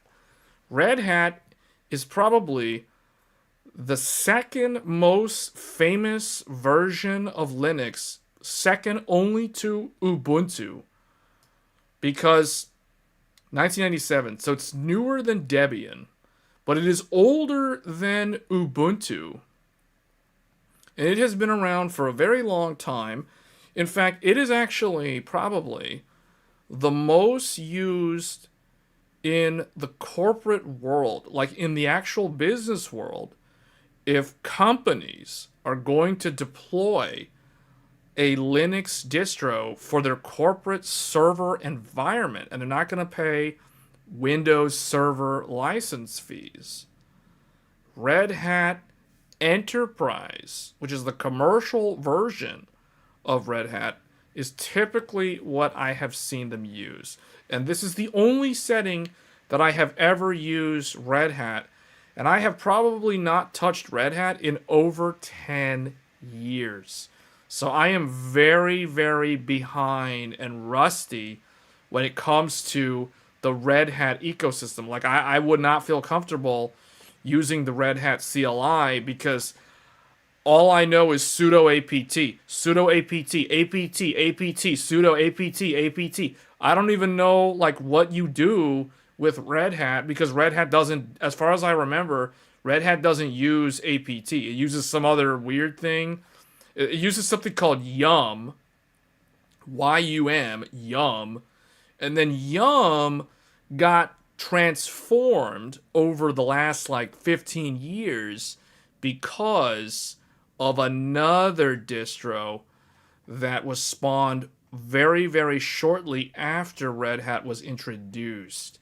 And this is one that the true Linux enthusiasts know about.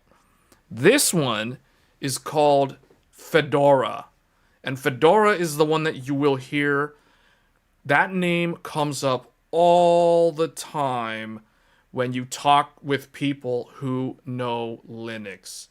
Fedora is probably, outside of the commercial world, the business world, where Red Hat Enterprise is what most corporations use, Fedora is the version of Red Hat that most Linux enthusiasts know about and feel comfortable using, either Fedora directly or one of the many, many distros that have been spawned over time for Fedora, including a certain one somewhere. Hopefully it's on here somewhere.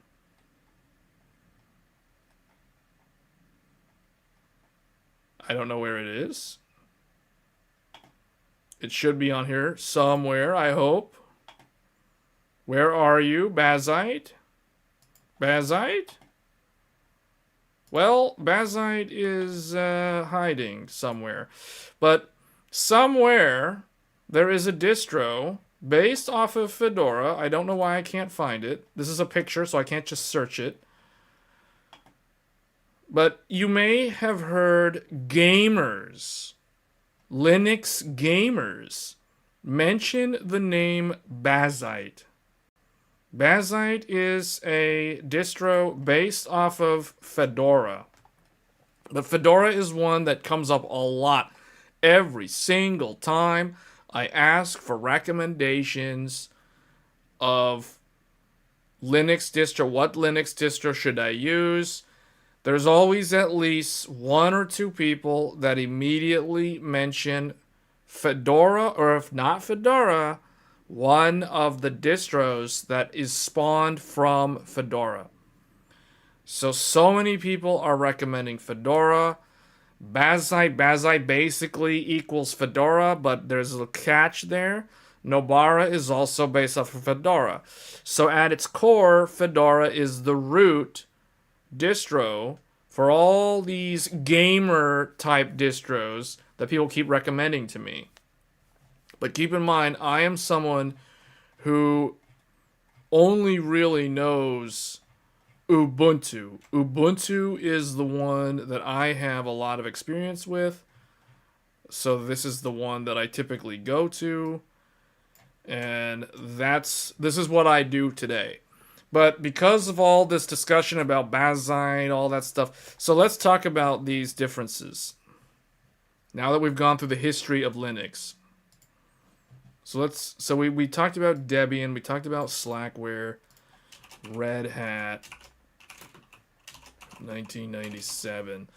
So we're going to oversimplify. Slackware, if I'm not mistaken, you guys correct me if I'm wrong, this one would spawn SUSE. SUSE is really mostly like enterprise stuff from what I understand. Debian spawned Ubuntu, the most famous for the normies. Most normies, when they think Linux, they think of Ubuntu. They think of the color orange and purple, and that's basically Ubuntu. So then the last one, Red Hat spawned very quickly Fedora. So these are realistically, like if we're oversimplifying that giant chart that had like so many things of like so many different variants of Linux,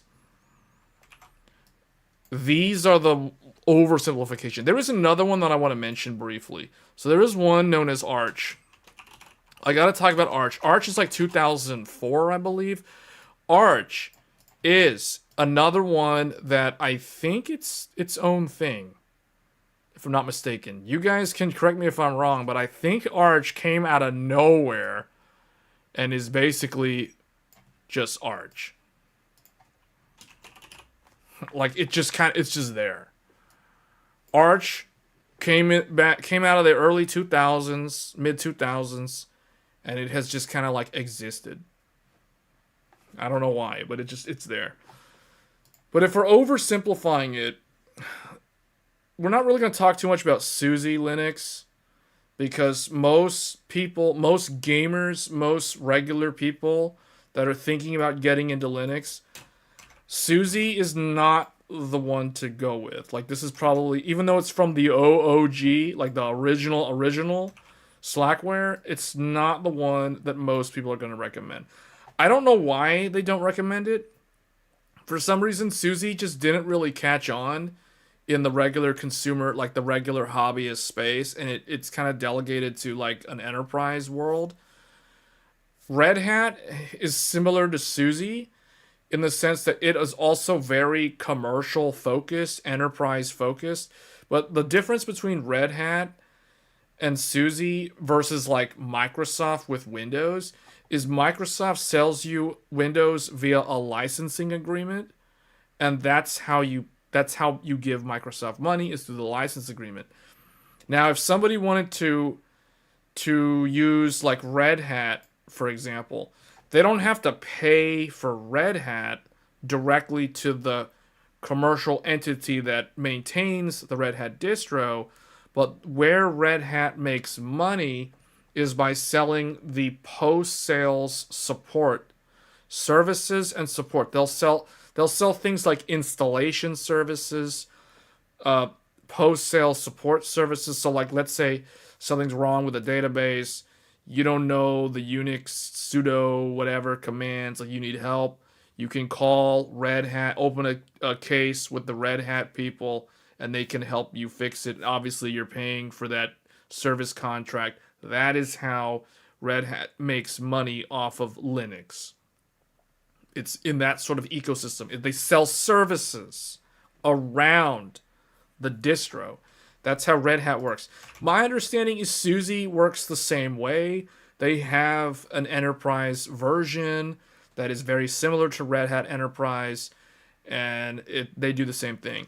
And I want to say, I know even less about the Ubuntu one, but Ubuntu, I think they have Ubuntu Pro, which is kind of like Red Hat and SUSE on the enterprise, but I don't actually know if Ubuntu Pro is at the same level of support compared to like Red Hat and SUSE. So I'm not 100% sure on the Ubuntu Enterprise, but they have some kind of paid support model, but you don't have to opt into any of that. So when I think of Linux, I think Ubuntu's the free one, Fedora's the free one, Arch is the free one, SUSE could be a free one. I'm not 100% sure. This is actually the one that I know the least about. If somebody in the chat understands SUSE Linux, can you explain briefly, like, how does SUSE Linux work? Like, how is it different or similar to the others? Like, if someone wanted to install SUSE Linux on their home computer and mess around with it, can they do that? Like, is the distro publicly available? This one has always been the biggest mystery to me. Like, I know so little about it, even though it's spawned off of the OG.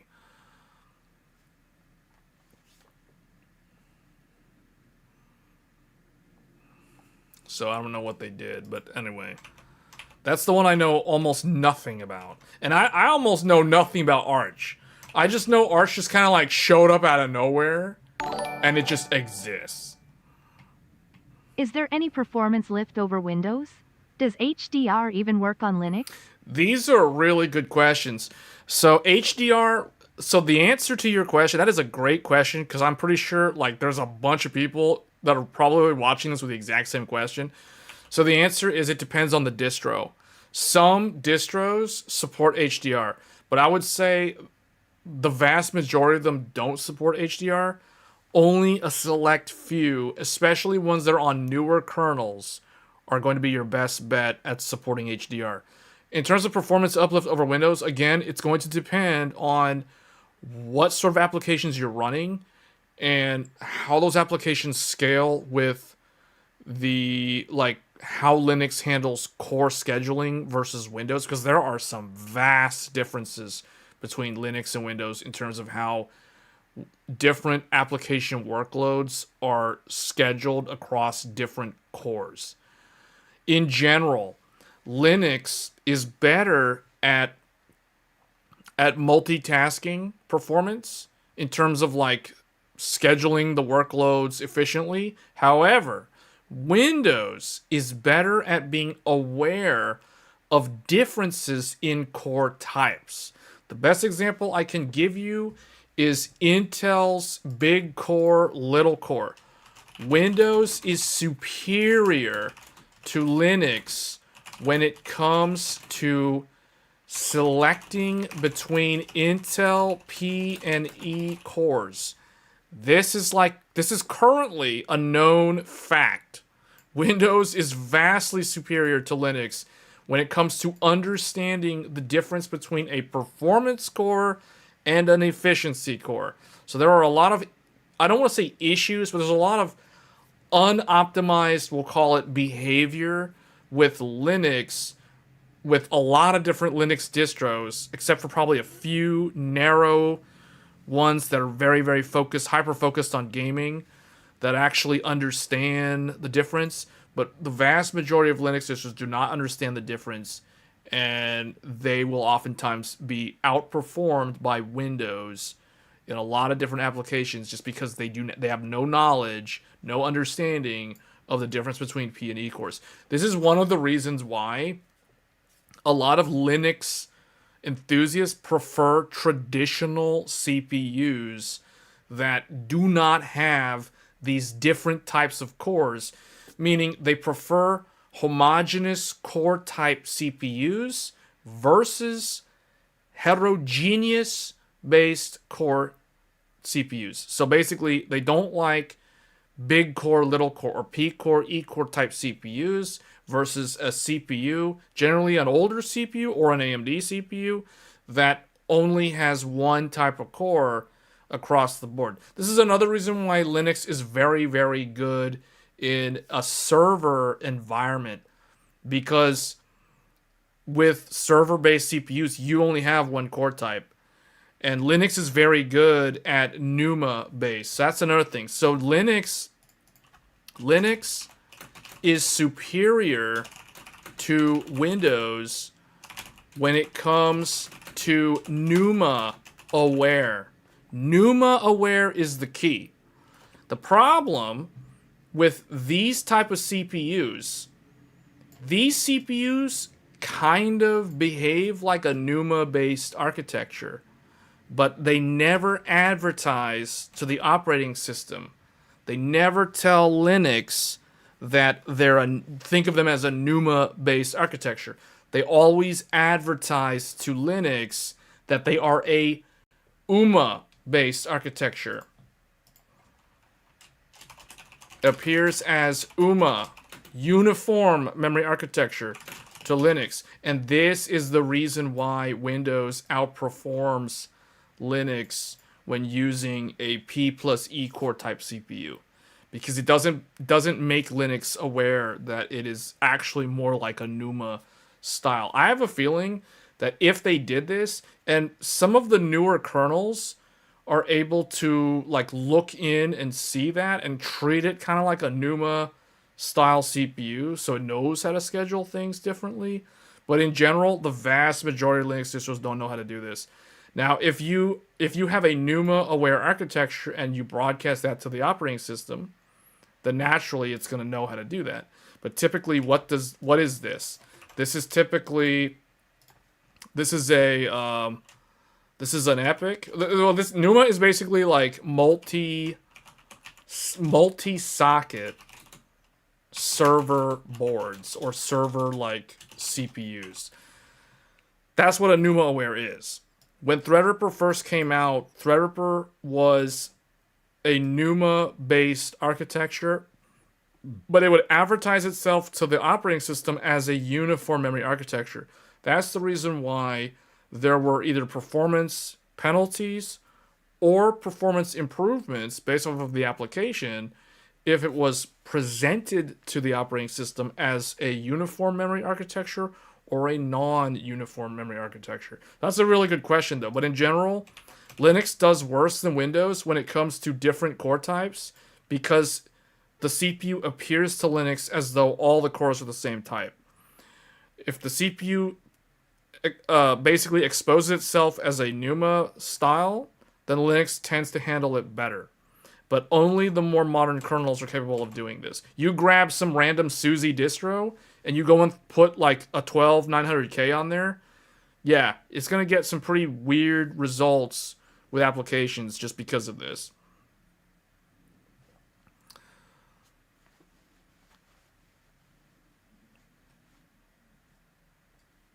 Okay, so hopefully that answered the question. That's a really good question. But in general, these are kind of like the four major distros. Now, there's all these other ones that people are going to mention. You're going to hear like Catchy OS and Nobara and Debian. Not Debian. Bazite. You're going to hear a lot of these other ones. But Bazite... So, let's talk about Bazite real quick, because Bazite is one that people keep on recommending to me. I refuse to go to Bazite. Bazite is a no-go for me. For only a few simple reasons. So let's talk about Bazite. Bazite is a immutable version of Fedora. Immutable is the key word. It is immutable. And my understanding is it's also more of like a container. It's like a container-based distro of Fedora. Immutable means you cannot you cannot easily change it. You can't install things openly on Bazzite in the same way that you would on regular Fedora or on Ubuntu. So for that reason, I do not recommend Bazzite. However, if you're somebody, if you're someone, if you just want to play games and don't want to install a bunch of third-party apps outside of Steam, Bazzite is okay. Because there's a lot of guardrails. The keyword is guardrails. There's a lot of hand-holding. Like, it basically confines you to, like, the sandbox where you can't really, like, go outside and install a bunch of, like, third-party things openly and just allow it to have access to the kernel. You know what I'm saying? If you have Fedora, you can do all of that. Bazzite prevents you from doing a lot of that. Because Bazzite doesn't want you to go and screw up the kernel or corrupt something in the file system. And then now all of a sudden your computer, every time you reboot your computer, it's throwing error messages at you every single time you reboot because you went and messed something up with the file system. So that's the reason why Bazzite is what they call like the gamer version of Linux, because it's basically the Steam one, or it's very similar. I don't think it's exactly the Steam version, but it's almost exactly identical. It comes pre-installed with Steam. So it's like if you install Bazzite, you already have Steam. You don't have to go and install Steam. It's already on the OS. It's like natively included. But it's the way I look at it is it's kind of like a fixed version of Fedora that you can't really, you don't have a lot of freedom to change things, nor would you really want to, if that makes sense.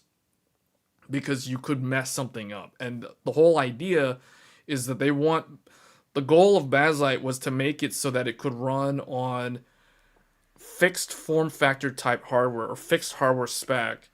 And like, you don't have to worry about the end user doing damage to the installation because it's immutable. If that makes sense. Hopefully that makes sense, but that's basically what Bazzite is. For that reason, I am not going to install Bazzite. I am not going to migrate to Bazzite. So Bazzite, for me, as someone who is actually going to mess with the file system, this is a no-go. So for that reason, we will not feature Bazzite. Maybe we will, like, one time, just to kind of, like, show it, but I'm not going to do anything extensively with it long-term. Because it's too restricted. It's too restrictive in what you can do.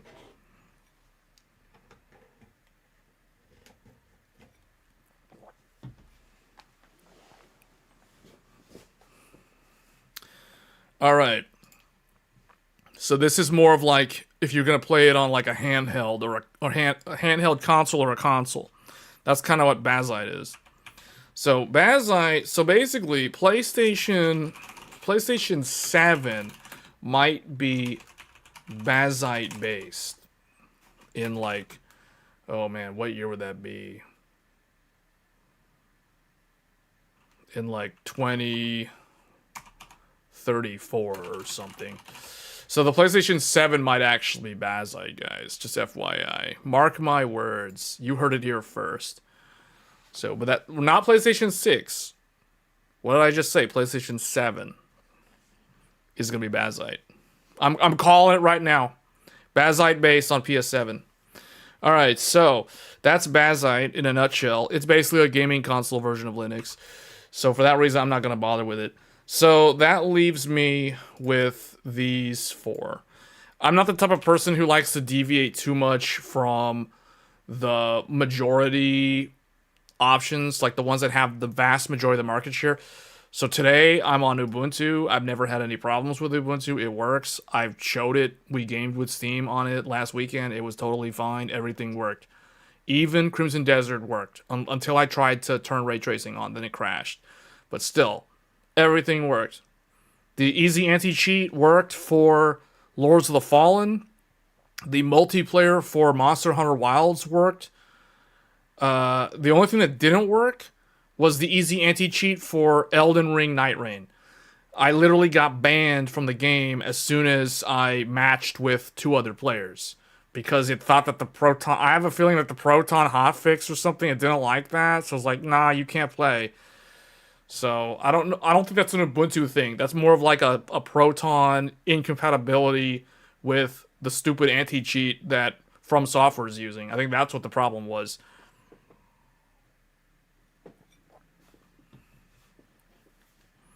So that being said, I am probably going. My next version of Linux that I'm going to use is probably going to be this one, Fedora, because this is the one that everyone keeps talking about.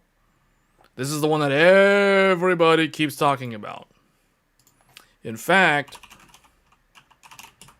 I was looking at hold on, where is it? So I was looking at this. So did the stream mention this? Yeah. So the last thing mentioned, okay, we haven't talked about motherboards yet. So framework. We've talked about framework before. Framework has like laptops and a desktop. But where they become famous is they are a Linux first in terms of first class support. Like they are supporting the Linux ecosystem directly. Like this is like the only hardware OEM that sells laptops and a desktop that actually focuses on Linux. So if you're someone who is focused on Linux, I mean, yeah, you can install Linux on some old laptop or some old desktop. I mean, obviously, look at me. I installed it on my old Threadripper and it works. But when it comes to laptops, it's kind of interesting because laptops are unique in that they have a lot of third-party components that may or may not have Linux drivers. So, like, for example, let's click on the Linux here. What does it say? A laptop for Linux, the framework 16. So what these guys have actually done is they actually verify by working with the Linux developers for certain distros that the functionality on their laptop will actually work with a Linux distro. Like what, for example, the Wi-Fi and Bluetooth. Everyone, so there was a whole discussion last weekend during the live stream about Wi-Fi 7 and how it doesn't work on Linux. And I'm like, and then you had the Linux haters in the chat saying Windows is better, man. Windows all the way. Windows is life. Windows is real. Linux is fake. Linux is for losers. Like you had those type of people in the chat because of the whole discussion about Wi-Fi 7 not working on Linux. And then they were like, dude, it's like if you install Linux on a Dell, you lose access to the fingerprint reader. The camera doesn't output at full 1080p. The Wi-Fi 7 doesn't work. The Bluetooth goes in and out. Sometimes the mouse disconnect. Like you had all these people saying like Linux is trash because it doesn't work. I tried it on my laptop and it doesn't work. I can't use my fingerprint reader. Dude, when I heard that though, I mean, like Linux enthusiasts are gonna hate on those type of people that make those comments. But I was thinking, man, this guy is telling it. He's talking straight. This is the real deal.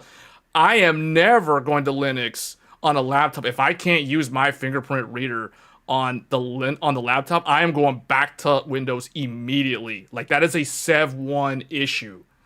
So like that is the real deal. But what these guys have actually done is look at this. Like the fingerprint reader works out of the box on Fedora 43. It works out of the box on Ubuntu 25.10. These are the sort of things that I want to see because it's like, okay, if I can't use my Wi-Fi 7, if I can't use my fingerprint reader, you can forget about me going to Linux. I don't care how good Linux is. If I can't use that fingerprint reader, that is what I call a deal breaker. That is an instant deal breaker. And that will maintain the Windows ecosystem for eternity. You know, like that's the sort of thing. It's that simple. Missteps like that will cause people to just, it's literally like someone playing WoW and a priest runs up in a PvP and just does a psychic scream, and everyone just run away from that Linux out of fear. They just got feared up, man. You just fear them up, psychic scream, fear them up, and they just run away. No more Linux. Go back to Windows. Because those are the things, man. Like, if I gotta jump through hoops, I ain't doing that. But look at this. Fedora 43, out of the box. Ubuntu 25.10, that's relatively new Ubuntu, by the way. That's not LTS. Works out of the box. Stability, stable. Ease of setup, easy. Setup guide, oh man, setup guide. Community forum, blah, blah, blah. Okay, Bazite has fingerprint reader. That is what I want to see, man. Like, this is what I'm talking about. So they officially support. This is the sort of thing that you don't see from Dell or HP, maybe Lenovo, but only on ThinkPad. Like, if you have a Legion gamer laptop, do you really think the Legion laptop is going to have all the same functionality on Linux? Especially the switchable graphics. You know what I'm talking about? Hybrid graphics. Is my Thunderbolt 5 or my Thunderbolt 4 going to work with my eGPU on Linux? Hello? Where's my eGPU? Where's my docking station? They better work. I plug it in. USB 4 better work. These are the sort of things that they have to have working. Otherwise, people are never going to bother going to Linux if they can't get that out-of-the-box experience. That's how it is. I'm telling it how it is, because I'm straight talking, because this is the thing. This is the sort of stuff that is going to keep people from moving to Linux. Every time I hear, this is the year of the Linux migration, this is the mass exodus, everyone's going to leave Windows. Well, you know what? If I can't use my fingerprint reader, I'm not going to Linux. One simple little thing like that is all it takes. If I can't use my external graphics card with my USB 4 docking station, if I can't use my Thunderbolt 4 docking station, if none of that stuff works stably, reliably, plug and play, I'm out. It's that simple. And you're hearing this from an actual tech enthusiast. This is coming from a tech enthusiast. Imagine a normie. Imagine a normie, man. Like, it's even worse. Like, this is a completely different universe. So, here we go. Compatible, community supported. Community supported. So Arch and Nix, Wi-Fi and Bluetooth, requires setup. That's a red flag. Fingerprint reader requires setup on Arch. Stability, some risk. Some risk. Ease of setup, medium difficulty. Nix OS 25.10 works out of the box on the Wi-Fi and the Bluetooth. The fingerprint reader requires setup. Stability, it's stable, according to these guys. Medium difficulty. So see, and it kind of goes down from there. So they have like this other laptop, and it's like, oh, this one has Ubuntu 22.04 LTS. Works out of the box. Okay. And then Bazite. And then Mint is mentioned on this one. Nix OS 24.11 plus. Mint, fingerprint reader, not officially supported. That sounds like a 5-hour troubleshooting session that may not be successful. That's a no-go. That one automatically disqualifies Mint in my mind. These other ones, depending on how many steps are required to get this to work. But the fact that it says requires setup, I wonder what that actually means. So, but it's cool. I gotta give Framework credit though, because they're the only company that I've seen that has this level of support and transparency when it comes to, like Linux, like actually like showing you how to actually get it working. Like this is surprisingly good. It's like, okay, Fedora installation on a Framework laptop. Good luck finding this level of documentation from Lenovo or Dell or HP if you're someone who wants to go to Linux. They even give you like how to prepare the USB installation media if you're on Mac or if you're on Windows and you're migrating. They talk about Rufus. Man, these guys know what they're doing. Oh, look, the BIOS. You got to go in. Secure boot.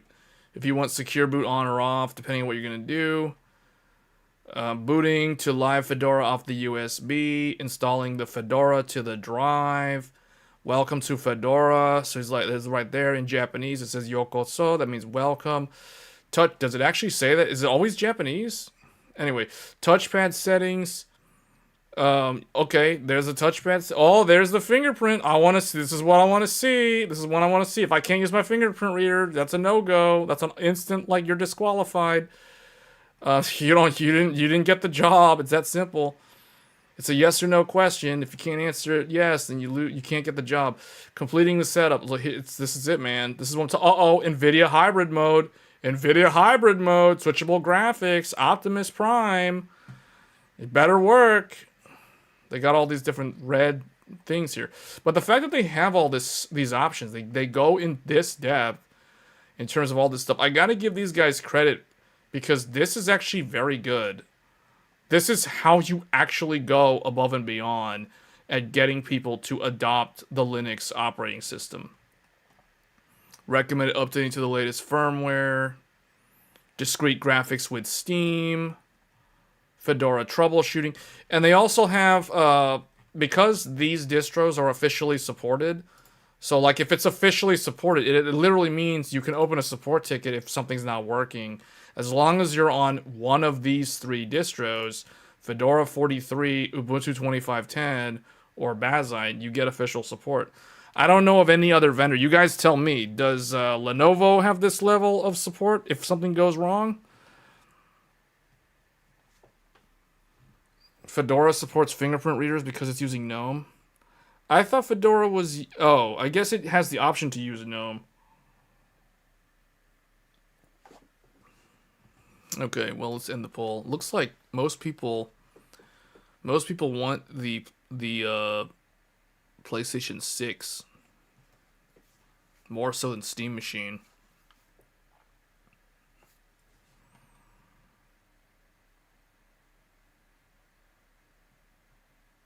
Better to install an Arch-based distro than actually use, unless you want to give yourself therapy. Wait, Arch is that bad? Mint is trash if your hardware is even remotely modern. Well, I like how these guys are fully transparent, man. Although they are claiming that Mint, the Wi-Fi and Bluetooth works on Mint out of the box. They don't say what version, but it just, okay. Fingerprint reader not officially supported, though. Like, that's, I ain't doing that. So, yeah, to me, personally, I'm leaning Fedora 43. I think this might be my next distro, just because it seems like a lot of people talk about it. A lot of people seem to run on distros that are Fedora based. I haven't touched Red Hat in like 10 years, so I completely forgot how to do everything with Red Hat, which means I basically am going in brand new. The only thing I'll remember is like, the basics, like, ls and the ls lists and all that stuff, like like those basic commands. Yeah, but like, how to use the package manager in Fedora? I have no idea how that works. Bigger brands pretty much only sell laptops with Linux, so people can buy them cheaper because you don't have... Well, they don't sell them with Linux. They just sell them with a blank drive. You can buy... Well, actually, hold on. Maybe I'm wrong. I don't know if you can buy a laptop from Lenovo with no OS installed. I don't know if you can do that. Do they actually sell Linux distros with the... I don't think they do.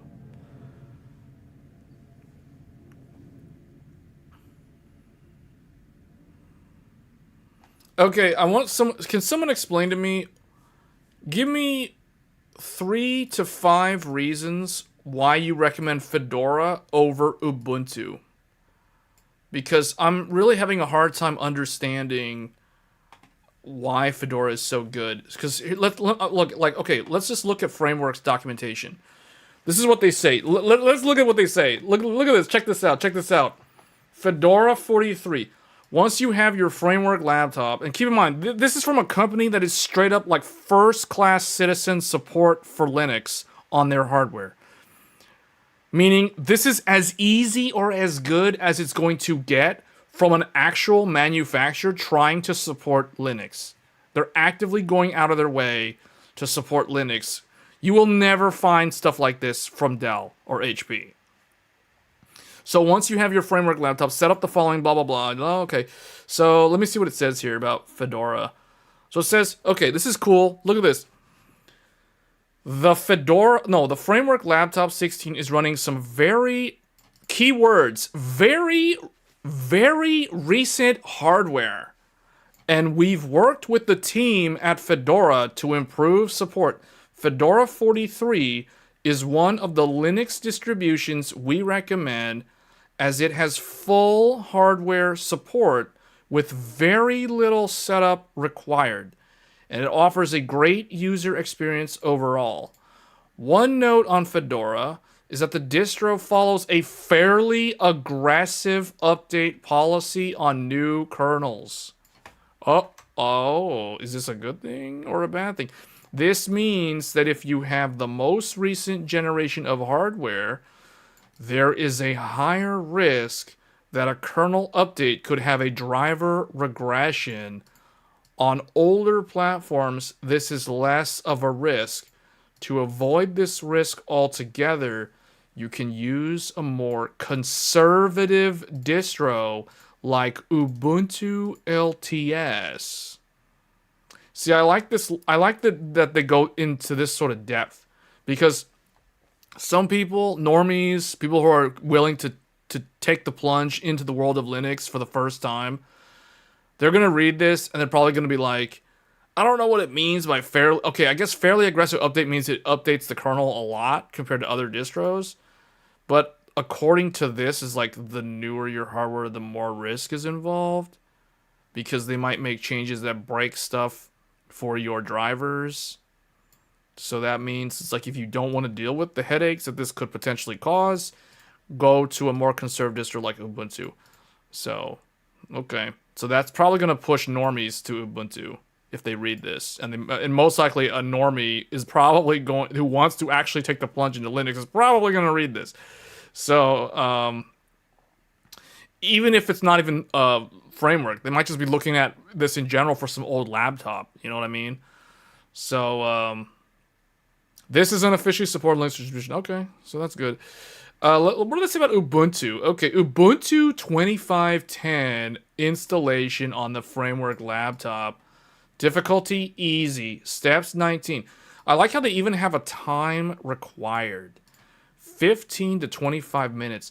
The Fedora installation takes 10 to 20 minutes. That means the Fedora one is even easier. Or at least it's faster. So Ubuntu. All it says, very simple description. Once you have your framework laptop set up, following the quick start guide, you're ready to install your preferred OS. Ubuntu 25.10 works fantastically well. Fantastically well versus this big wall of text to be aware of certain aggressive update policy on kernels. So I don't know, man. That's the type of stuff, like I read something like this, and I'm like, I don't know. This doesn't exactly appeal to me because this is the type of thing. Like, the thing about me is for my use cases, the platform, stability of the platform is paramount. It has to be stable. I cannot, I don't accept random crashing. I don't accept things that were working last week and now all of a sudden after an update they're not working anymore. Like, I do not like that. So this sort of thing is kind of like, I don't know. That doesn't look good. Versus Ubuntu 25.10 works fantastically well. It's like, oh, no negatives. I wonder what that indicates. So, but anyway, this is kind of the top recommendation, though, is this Fedora for out of the distributions that they recommend.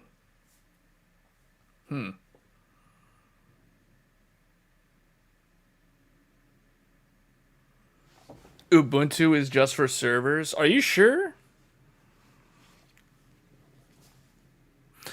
Oh, wait, hold on. I'm trying to find out. Did anybody explain the difference between the two? Like, why they recommend Fedora over Ubuntu?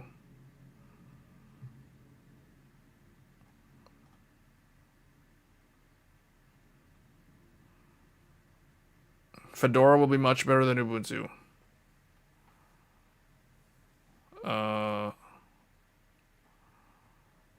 Hold on. I'm trying to find out if anyone answered the question. Bigger brands, so no. Fedora has a new kernel, newer, so better support for laptops. My current ThinkPad is this one. This is the ThinkPad, guys. Check it out. This is it. This is the daily driver that I use. ThinkPad P16S.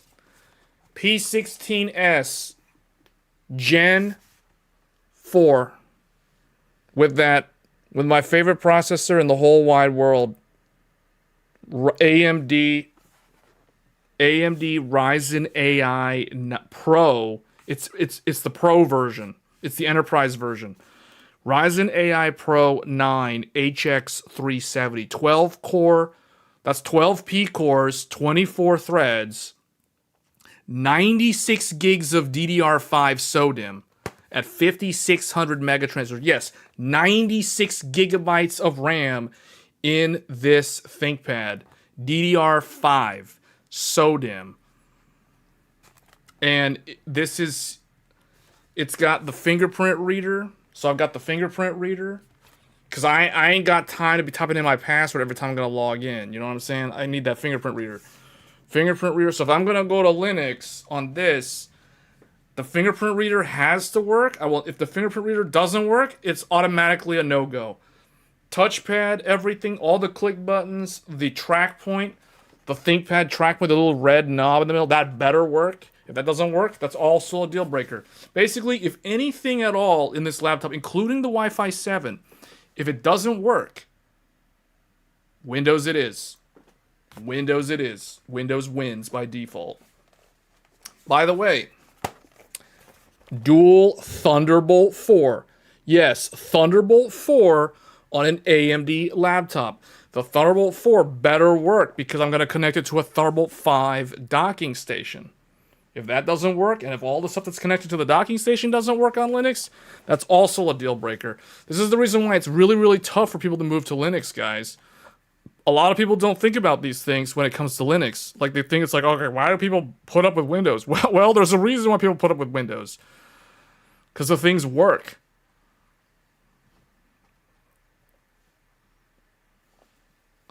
The fingerprint reader will work in Fedora with GNOME. What about the Wi-Fi 7?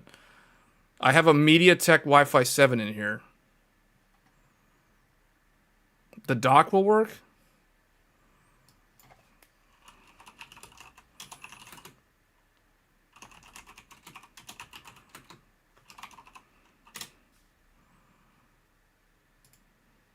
Hold up.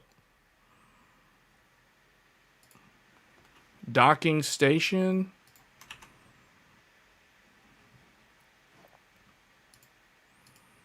As long as all the stuff works, it's a Thunderbolt 5 docking station.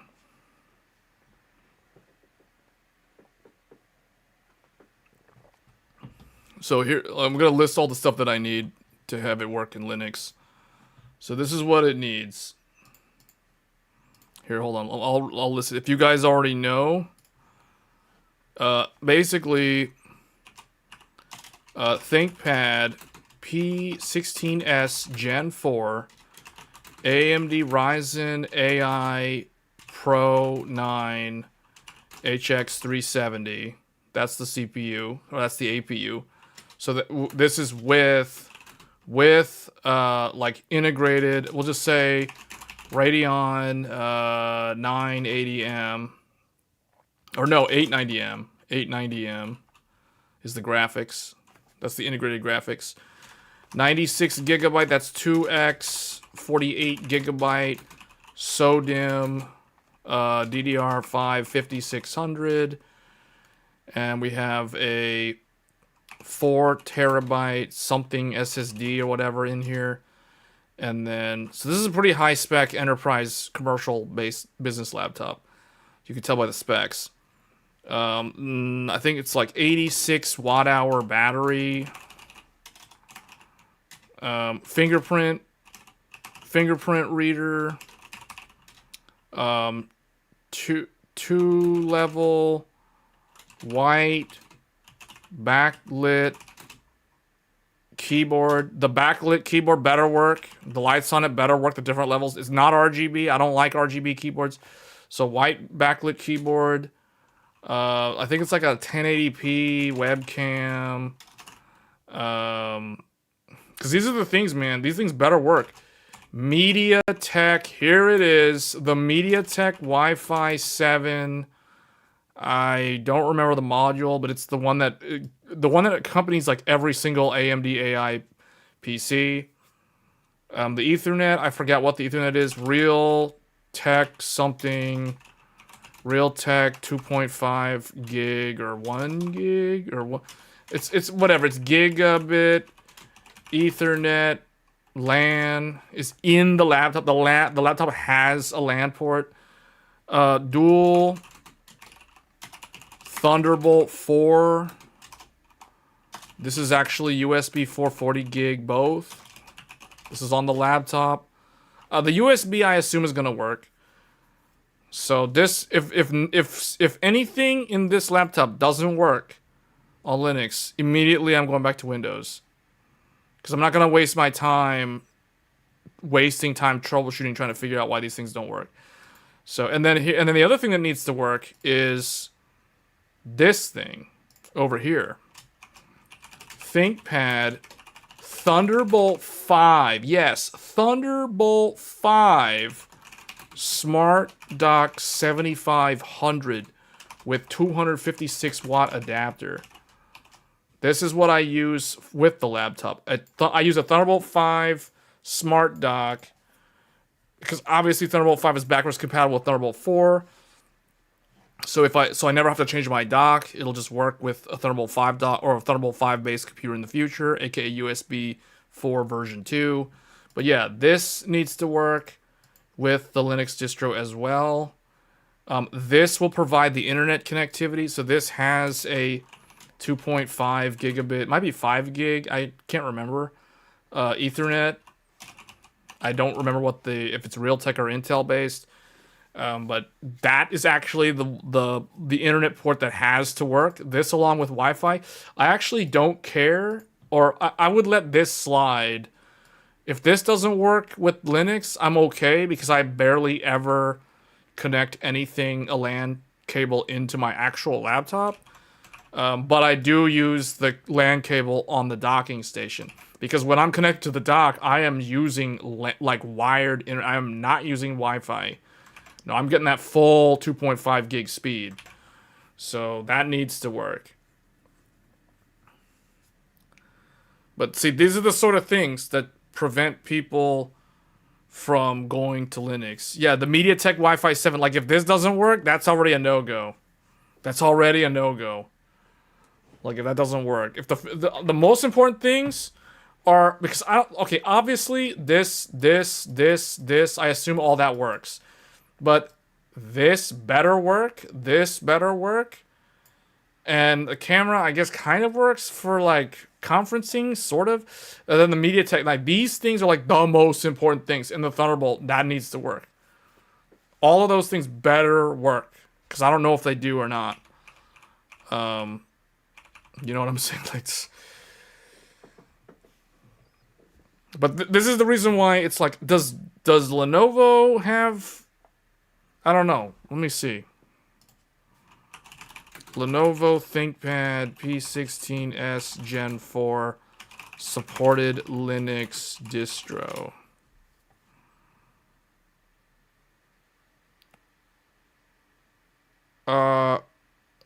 Okay, the AI overview from Google says that the Lenovo ThinkPad P16S Gen 4, in parentheses AMD, I didn't type AMD, but it says AMD has official certified support for Ubuntu 24.04 LTS.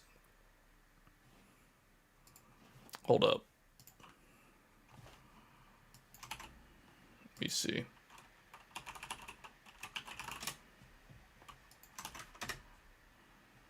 Yeah. See? Oh my goodness. Oh my goodness. I asked AI. This is what AI told me. The Lenovo ThinkPad P16s Gen 4 AMD and Intel offers strong... Why does it give me a different... So the other browser gave me a different result. This one mentions Fedora 42 Plus. The other one didn't mention Fedora at all. The other one mentioned Ubuntu. Both of them mentioned Ubuntu 24.04 LTS, which is what I'm currently running on my Threadripper. This is the version of Linux that we did the live stream on.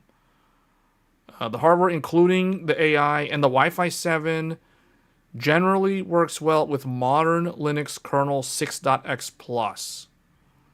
Whatever that means. It's interesting. This one doesn't mention the Wi-Fi. Oh, actually, this one does say the default MT. This is the Wi-Fi. Yeah, that's the Wi-Fi card that's in there.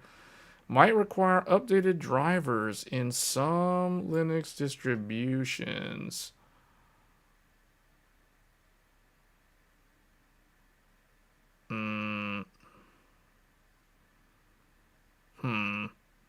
Fedora is listed as supported by Lenovo for P16s Gen 4.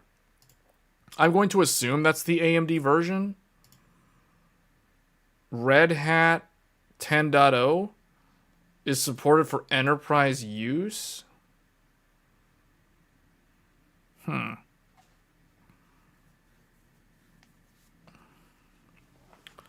Yeah, but when they say that, when they list it as valid, does that mean like everything on the laptop works?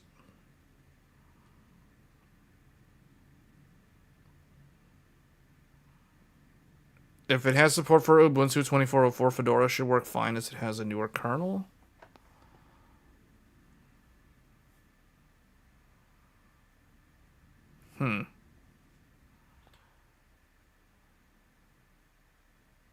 Okay.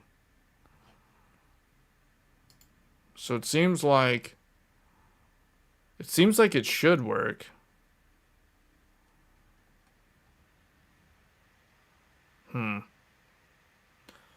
According to this, it should work. So it says. So what I'm wondering, I don't know. Now this is not a deal breaker, but I'm really curious, like if Fedora can actually, if Fedora is aware of the NPU that's on the Ryzen AI processor, because you know it has a 50 tops NPU on the APU. I'm wondering if Fedora can actually leverage that, or if it just doesn't do anything with it. Because Windows can, if you use Copilot Plus, Windows uses the NPU. I don't know if Linux can use the NPU. If not, it's not a big deal. It's just one of those feels bad, you know, like when your hardware is just completely useless because the OS doesn't know how to use it. It doesn't even like show it to you. I don't know. That's kind of, I don't know. That's just something that it's not a deal breaker. Like, as long as the essential things work, like as long as all of these things work, I'm okay. And this has to work. Like, these things have to work. If these things don't work, then then it's back to Windows immediately. But if the NPU doesn't work, then it's kind of like, whatever. Because I rarely use it at all in Windows. That's the kernel. So it depends on the kernel then, huh?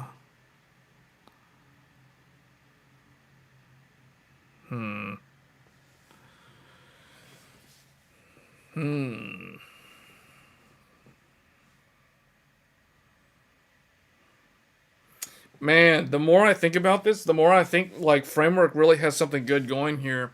Because there's all this like trial and error that it feels like it requires trial and error. You know what I mean? Like, there's no other company that I have found that has gone this level of detail and transparency in supporting Linux distros. So hats off to Framework, because it's like I feel like even though Lenovo says, "Oh yeah, it works," like I don't know what exactly that means. You know, like they don't have a nice little table that shows that they don't prove that these things are working. It's like, oh yeah, you can install Linux, it works. You know, some stuff might work differently, but yeah, I don't know. That to me is not convincing enough. I'll probably have to play around with it with the USB boot and see like what it does, but yeah.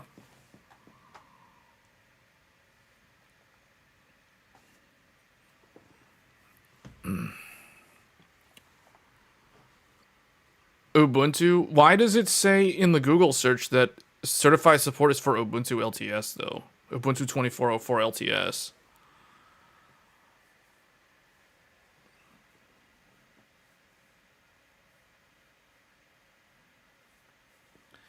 Debian is like old school, man. That's like stock. That's like someone saying they would rather use stock Android than like TouchWiz from Samsung.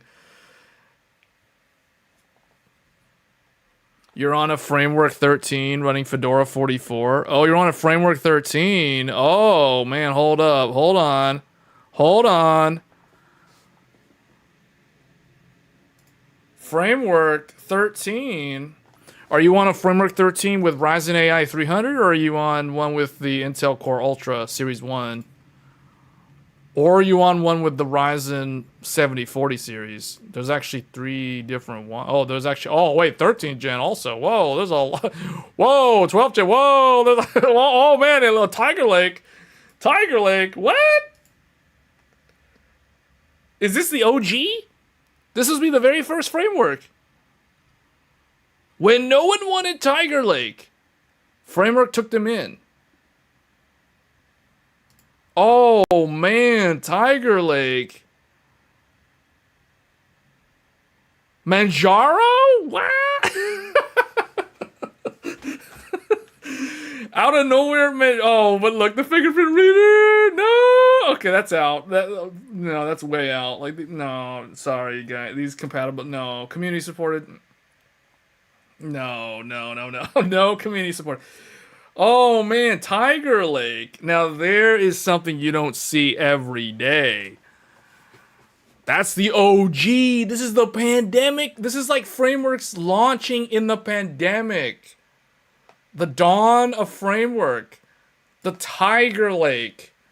My goodness. Anyway, just so you guys know, this CPU literally has the worst battery life in the world. Tiger Lake has like 30-minute battery life. 30-minute watching a YouTube video on an 11th gen Intel mobile chip, you will burn your battery in less than 1 hour. For real. You know how I know this? This was my previous work laptop. My old work laptop was an Intel Tiger Lake, and boy did it have the worst battery life of any laptop that I have ever used. Terrible. God-awful battery life.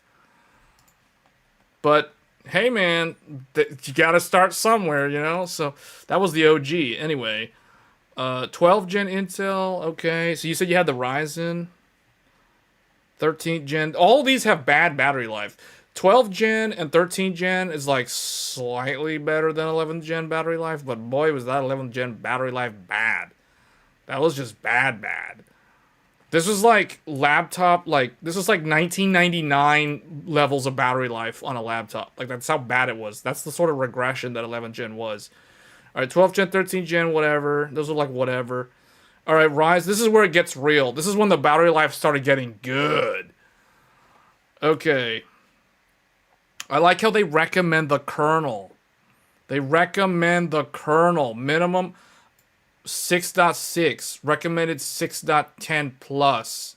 Someone's going to have to explain to me the whole kernel thing. Like, don't you just update the kernel when you update the OS? Like, how does that even work? Like, does this require like a brand new install or something?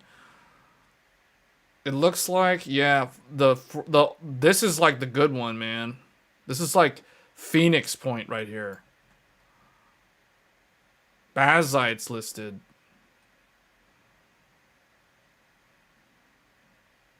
You're on 16.19? Wait, what are you running?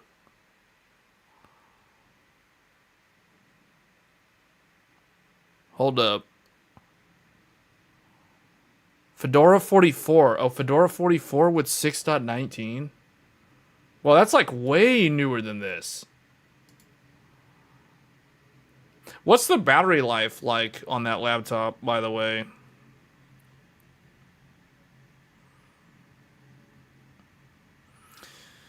You know, when I was researching Fedora versus Ubuntu, another thing I keep reading is people keep saying, go Ubuntu if you care about battery life.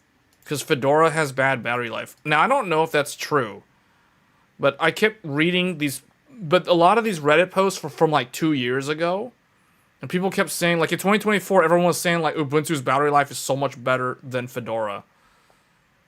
Fast forward 2 years later, I'm not sure if that statement's still true.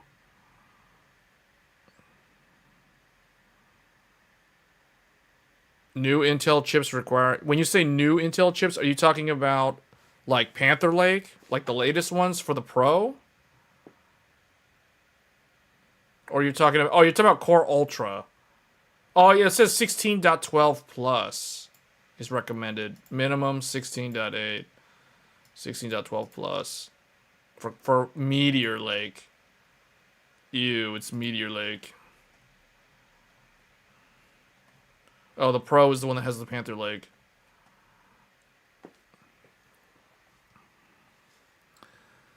This is what they show on their official website. This is straight up Framework's website. It's saying it right here. Meteor Lake requires these. This is the Core Ultra like 165 U or something.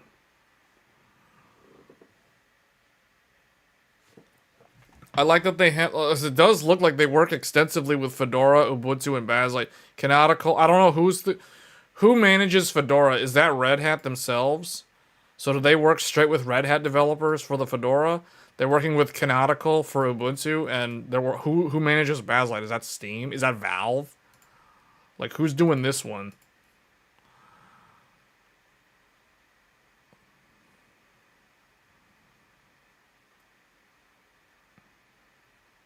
Red Hat's managing Fedora. Oh. Who's managing Bazite? Is Bazite literally just Valve? Bazite? People keep recommending me Bazite, but Bazite is so, like... It's so noob. It's so noob friendly that I just don't want to go to it. It's just like, nah, man. I think I know what I'm doing when it comes to the file system. I don't need so many guardrails. Bazite is community-based.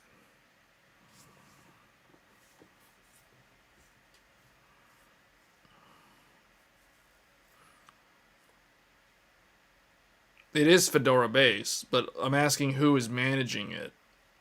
Like, Red Hat manages Fedora, Canonical manages Ubuntu.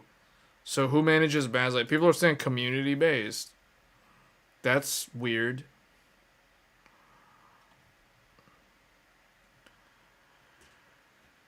Arch is, I don't know, man. Arch, every time I hear about Arch, it's either someone saying really good things about it and then someone saying really bad things about it.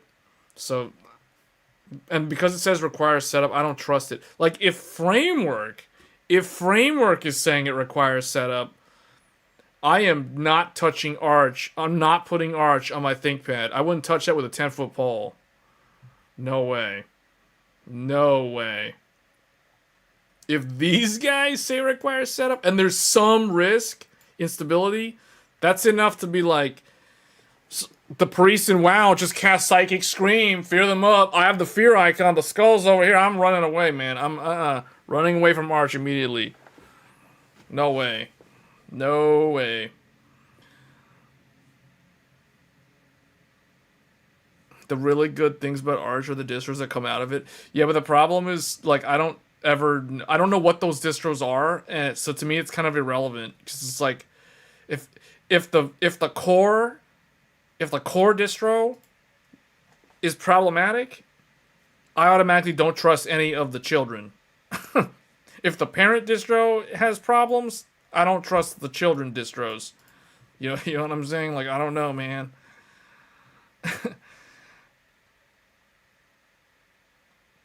It's funny because I think that Framework themselves said that most of their employees use Fedora. I remember hearing somewhere. This is like I think this was when they announced the Pro, the 13 Pro. I think Nirav said that 20. I think he said like 21% of their entire workforce uses Fedora as their daily driver. And Ubuntu was the second largest amount. I forgot what the percentage was. It wasn't far behind. Fedora was like 21% of their like 1 out of 5 people. A little more than 1 out of 5 people use Fedora at Framework, like the employees. Okay, for all these people saying Fedora is their go-to, Fedora is so good, Fedora is the best one. Can you give me some reasons why you believe that Fedora is the go-to or the best distro? Because when I looked it up earlier this week, it looked so bland. I mean, it looked like Debian without being Debian, because it is so not Debian. You know what I'm saying? Like, Debian's like Ubuntu's dad, and Fedora, like Red Hat, is Fedora's dad. So they're like cousins. Because blue is your favorite color? What? That's the reason?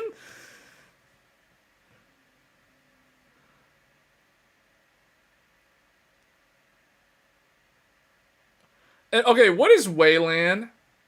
Okay, every time I read about Fedora, something somewhere, whether it's Reddit or somewhere, or like Overstack or whatever, like someone is always mentioning Wayland. I don't even know what Wayland is.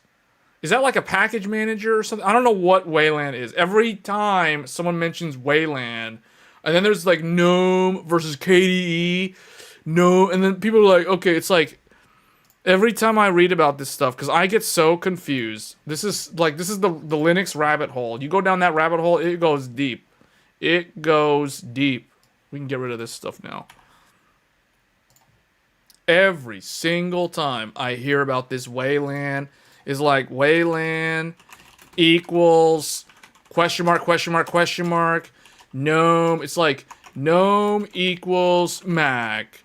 KDE equals Windows. This is what I always read these things. Wayland is always in the context of something that I don't understand. It usually has something to do with GNOME. And then everyone's like, okay, GNOME is Mac. GNOME is Mac. If you're coming from Mac, you go GNOME. If you're coming from Windows, you go KDE. I don't know what this even means. Like, this means nothing. This is gibberish. This is like, they might as well be speaking like Chinese, because I have no idea what this means. Like, this is like a foreign language. GNOME equals Mac? Like, what?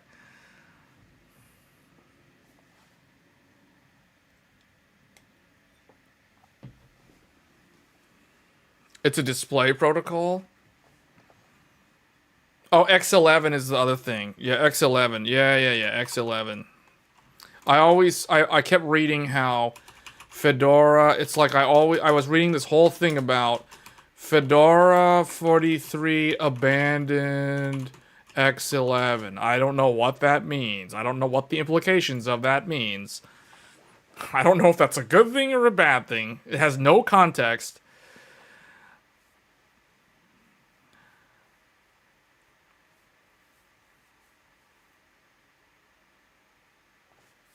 GNOME are desktop environments. They determine the look and feel of the Linux desktop. X11 is the old antiquated display server. It means they're moving into the future? Is this like an XML versus HTML thing or something? Or are we talking like presentation layers on the OSI model? Is that what this is about?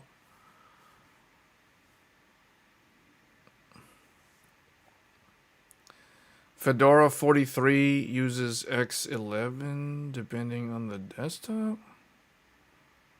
Oh no, yeah, you're right. 44 is the one that abandoned it. Yeah, I was wrong. It was 44. 44 abandoned it.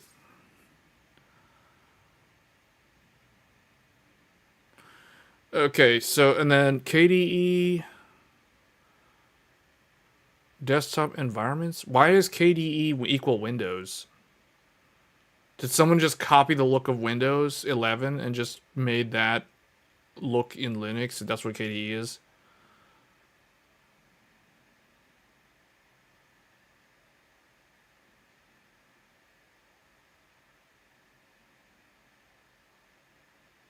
KDE looks and feels similar to Windows. KDE has the look of Windows XP. Windows XP looks terrible by today's standards. I don't want that start button. I want the left aligned at the bottom of the screen, though. But that's something that you can. That's something that you can change in Ubuntu. So it's like, is that even a thing? Like,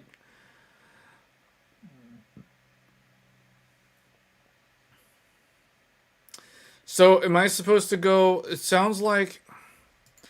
It sounds like I'm supposed to install Fedora 44 plus KDE on the ThinkPad? That's what it sounds like. Because we're not going from Mac to Linux, we're going from Windows to Linux.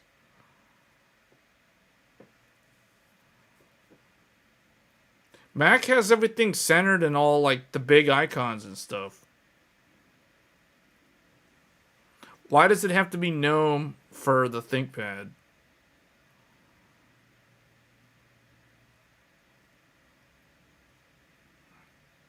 If you want the fingerprint reader, you would suggest no. Wait, hold up. What? Why does that? I thought GNOME is hold on. What? I thought GNOME was a compositor thing. Why does that affect the fingerprint reader? I don't know. Man, this is why that one guy in the stream last weekend was like, man, Linux is too many steps. It's too much work. you have to track all these different details. Like, how do I get it working if I want to run an NVIDIA? What if okay, hold on a second. Wait a minute. Hold on. Is it going to work? Integrated Radeon 890M plus eGPU NVIDIA RTX 4080 Super? Is this gonna work with Fedora? Like with the docking station, with the eGPU? Daisy chained off of Thunderbolt 5 docking station? I don't know about this. Now the Linux distro has to have the Radeon drivers, which it should, because they're automatically in the kernel. But now we're talking NVIDIA proprietary drivers running at the same time as the Radeon ones, because it's going to be fed through the Radeon GPU to output to the monitor. Uh-oh. How will Fedora handle this? This is where it gets complicated. I'm telling you, this is what happens to power users, because power users never use basic standard configurations.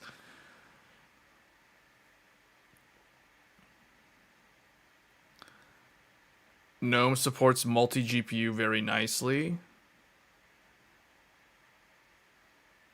Okay. Well, remember, not only am I talking about multi-GPU, this is multi-vendor GPU. This is NVIDIA plus Radeon. This isn't just like NVIDIA plus NVIDIA or Radeon plus Radeon, where they both use the same driver stack. No, we're talking like two different drivers.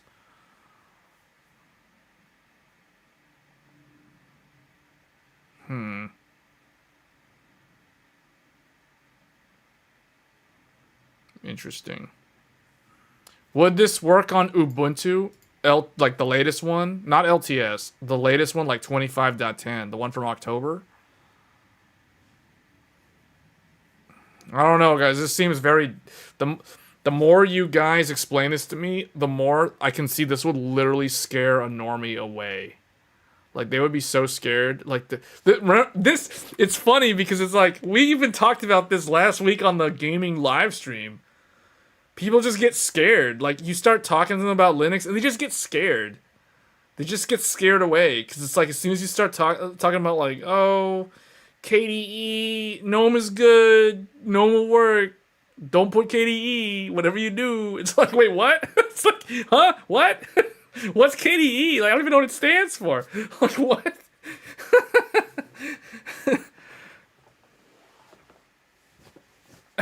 It's like, whoa, man! Like, whoa, multi-vendor GPU drivers. What is that?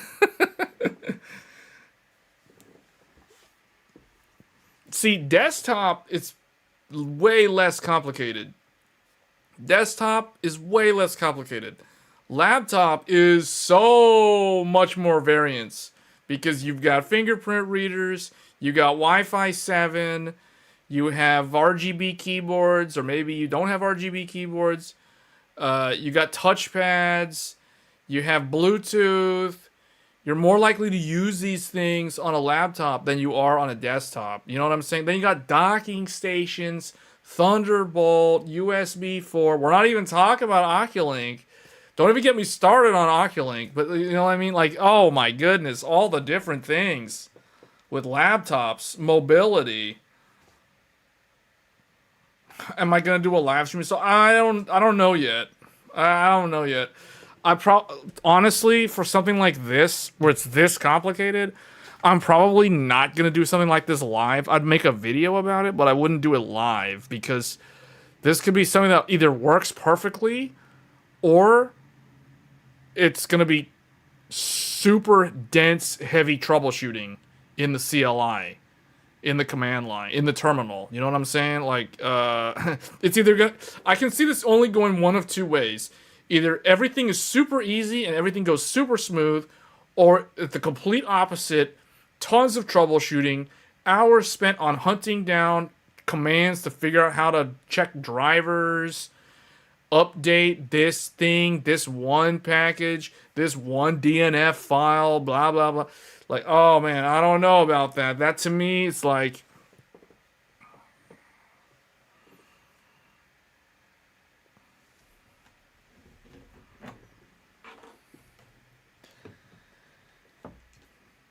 if I gotta type more than like 10 pseudo commands, I don't know.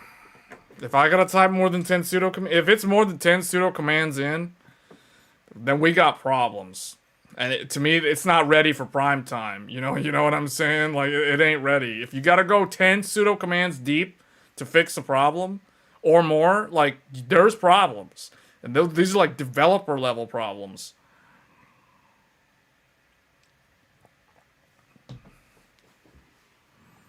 GNOME is not exactly Mac.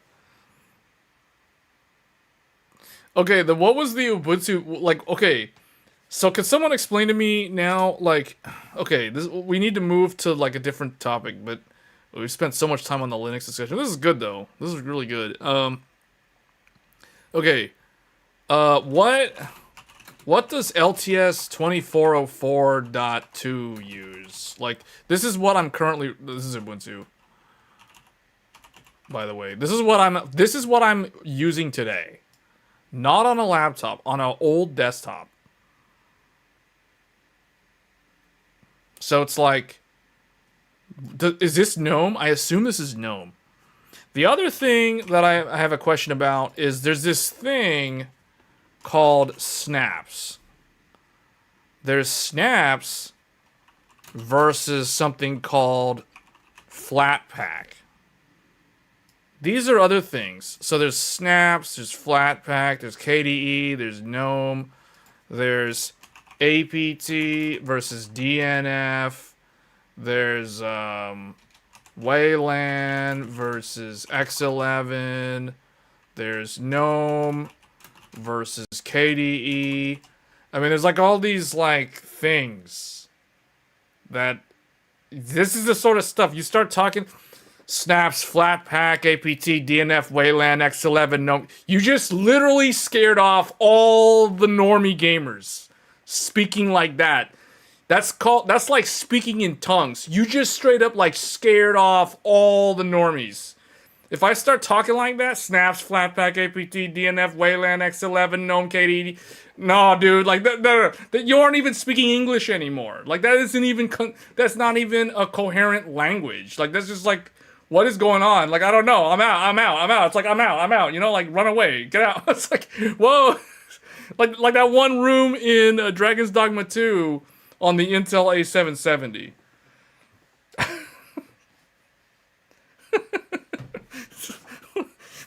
Like what? It's like what is all this stuff? Like Linux. It's like Linux gaming, Linux. Oh yeah, but what if you actually need to do work? What if you need to do actual work? What about the fingerprint reader? What about the Wi-Fi 7? What like these are the things. If it doesn't, oh no, man, snaps. Snap Flatpak contains every piece of code an app would require to run, including all dependencies. Ubuntu defaults to GNOME. Okay. I use KDE. Flatpaks are better than snaps. Snaps install apps that do not use shared libraries.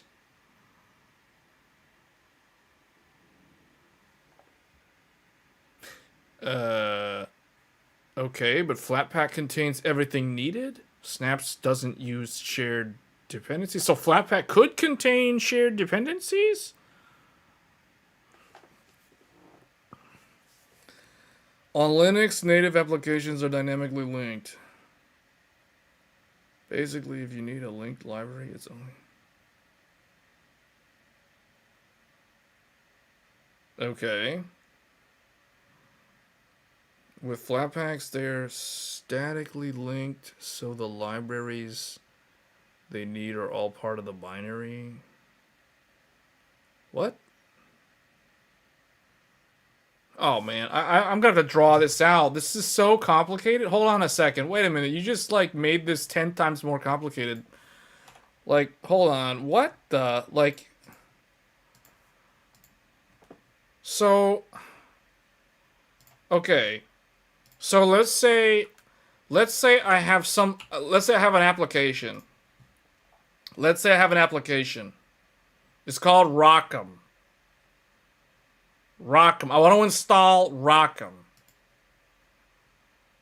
This thing will have something called PyTorch. And then it'll have some other stuff. It'll have like some Python libraries. I don't know if I spelled that correctly. It doesn't matter. Python libraries, some other things that it might use, some C++ things, whatever. Like it has this stuff. So you're telling me that if I install ROCm as a Flatpak install, you said that it contains all the code things, the code base that it needs to install, and installs it one time, and then it's there. So now, if I, like, let's say I do, let's say we use something, let's say we install LM Studio.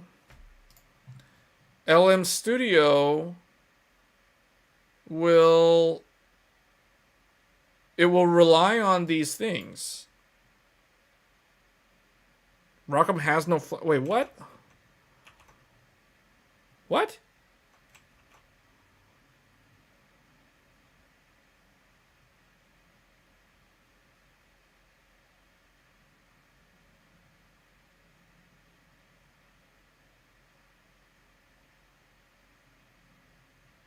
Shared versus static linking?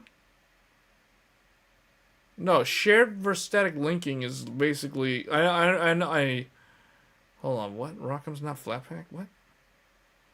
This is not an option. So then how do you install RDIMM? Snaps?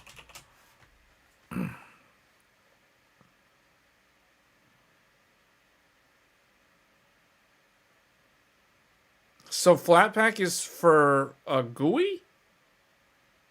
Huh? I thought it was like a package manager. What?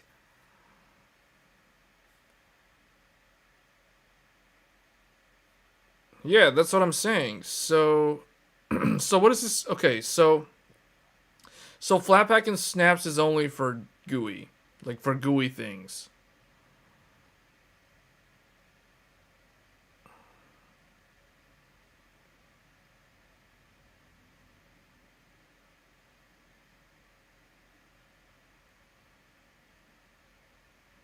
Okay. Yeah. Yeah, the more I think about this, the more I realize the normie gamers are not gonna leave Windows anytime soon, man. I guess Bazite has a reason to exist. I don't know. This is like, whoa. So hold on a second. Wait, hold on. Okay, now, okay, I understand what you guys are saying.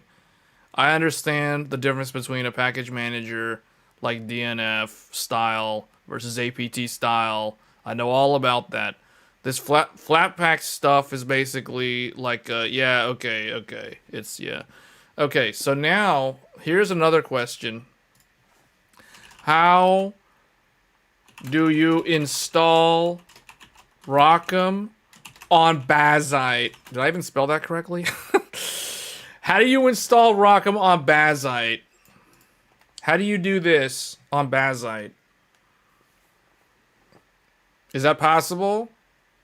Bazite's immutable. Can you install something outside of Steam like this in the command line on Bazite?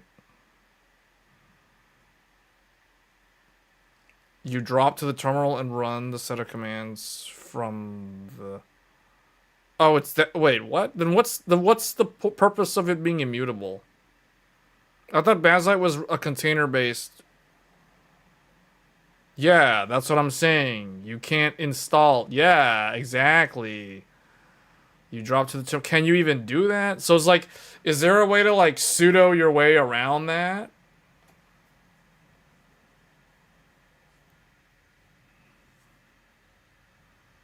So I've just explained a reason why I will not be going to Bazite.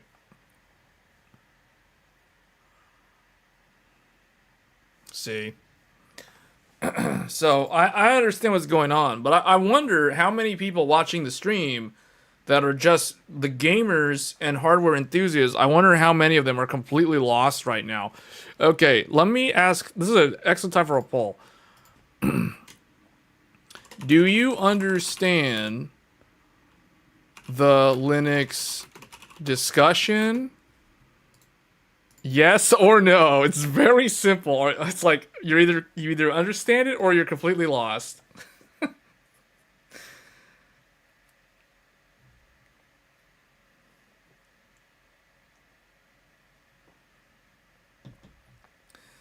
Yeah, I know. That's the thing I'm talking about. Bazite's almost like it's like read only for most of the core system. Man, a lot of people seem to be understanding.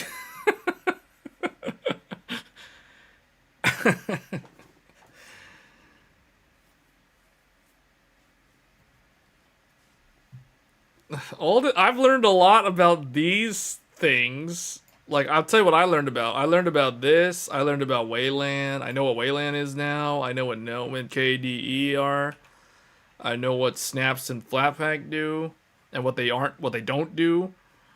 So I learned a lot of stuff, man. I actually was the one that got educated on this subject on this stream. Instead of me explaining it to the people, like I'm the one that learned all this stuff now. Wow, okay.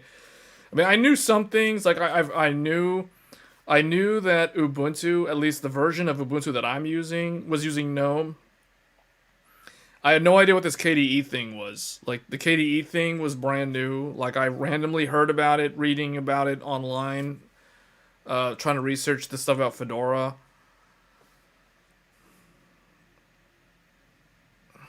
So right now, the choices that I'm moving to are... So the choices for me are Fedora 44 or 43. 43 or 44. Ubuntu 2510 is what I'm thinking of. That's the one that I'm not thinking about the LTS version. I'm thinking about the newer one. And then Bazzite is kind of no. So these are the two, man. I've kind of narrowed it down to these two. Kind of narrowed it down to these two.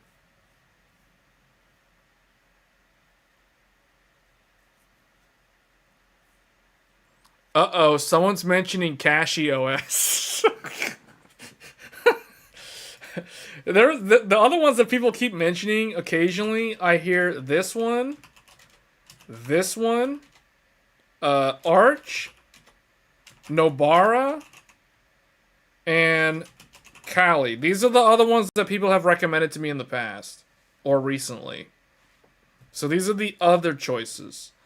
Kali automatically is a no because I never hear this one mentioned for laptops or consumer desktop. So that one's automatically out. So that leaves these. Oh, the other one is Nix OS or something. That's another one.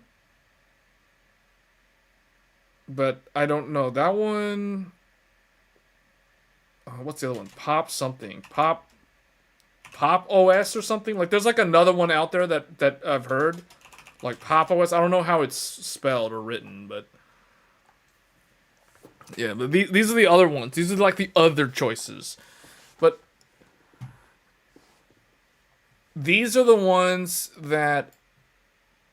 I wouldn't mind... like testing these on a desktop where I don't care about like fingerprint reader, Wi-Fi 7, touchpad, those things. Like I don't. That's why for a laptop, I kind of think these are all kind of a no-go. You know what I mean? You need to try a bunch. Yeah, but you understand that the use case that we're looking at here is for a laptop, right? So I guess I should have... Okay, I guess that's my fault. I didn't clarify.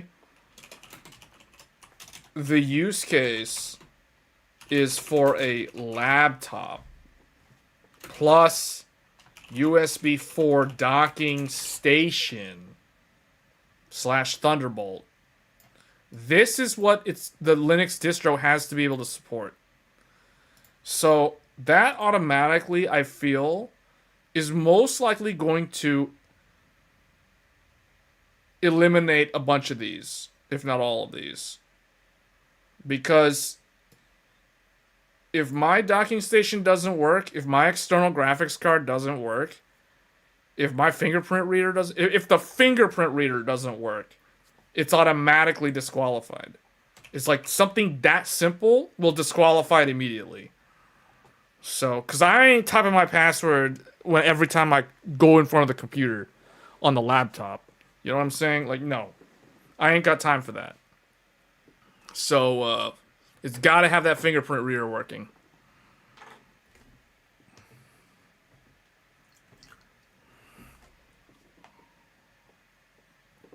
Avoid Pop OS. That's the one that Wendell was recommending. Wendell from Level 1 Text was recommending Pop OS. I don't know why. I have no idea why. I don't think he got the memo that it was for a laptop. I think he was thinking desktop or something. But yeah, for a laptop, it's kind of down to these two. Bazzite's out because it's too limited in what it can do. It's funny because Bazzite, according to Framework, like Bazzite's really good. Like everything just works. But no. The laptop was literally mentioned earlier. Wendell has a whole video where he ran Cashy OS on a Strix laptop. Yeah, but did everything work? I guess I need to go back. I think I saw that video a few months ago. I think that was like he made that video last year, didn't he? Because the Strix Halo stuff was like last year.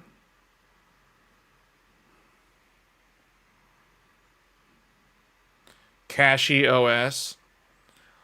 Okay, what is Cache OS? Is Cache OS Fedora? It seems like all these Linux enthusiasts, everyone seems to be like favoring Fedora, Red Hat based distros. Why is that? Why do you guys like favor the Fedora or the Red Hat distros over the Debian ones? What's wrong with the Debian ones? Cache is Arch based? Oh dear. That's not what I want to hear, man. Arch? Really? Arch based? Oh no, that is definitely not music to my ears. That is more like MRI sounds, if you know what I'm saying. That's not music, man. That's MRI sounds. It's like if Fedora is like a certain genre of music, Debian is like another genre of music, and then you have Arch. Arch is just like MRI noises, like ba ba ba ba ba ba ba that's Arch, guys. That's Arch. I never got Arch to work. Thank you. Exactly. Exactly. Hence why it's just a bunch of MRI sounds. Cache OS is nothing like that. Cache OS KDE on a laptop? Are you using it on a laptop? If so, what laptop? Arch's build your own distro with Legos.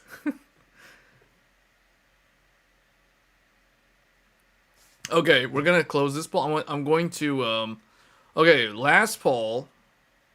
Last poll. So it looks like 79% of you understand what we're talking about. That's good because I don't want too many people to feel like they have no idea what's going on.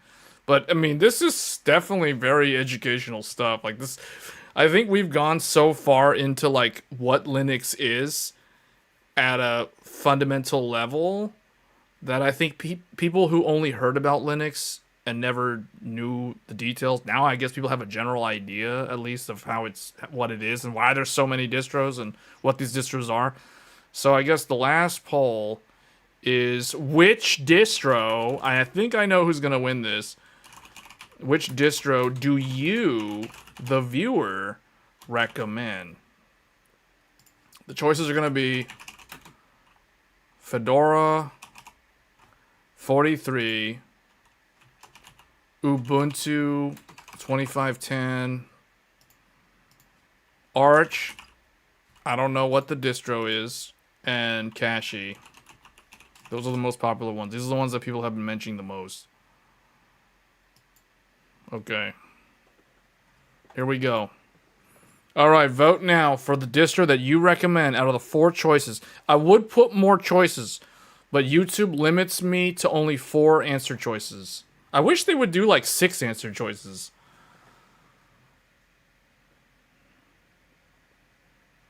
Do not do Fedora 43, do Fedora 44. Okay, that's fair enough. Okay, latest one. It'll be Fedora. Out of the choices, just pick Fedora. It doesn't matter if I said 43. No one's voting for Arch, and no one's voting for Ubuntu. Whoa, there's more people voting for Cache OS over Ubuntu?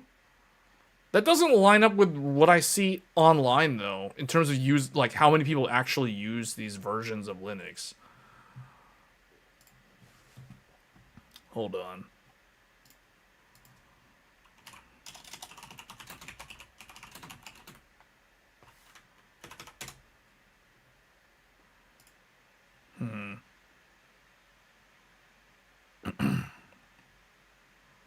Whoa, man, what is this? I don't know how real this article is. I found some article. Most popular Linux distributions market share 2026. Linux distribution market share reached 4.7% globally in 2025, marking a 70% increase from, wow, last year was the year of Linux. That was a huge amount. Hold on. Look at this.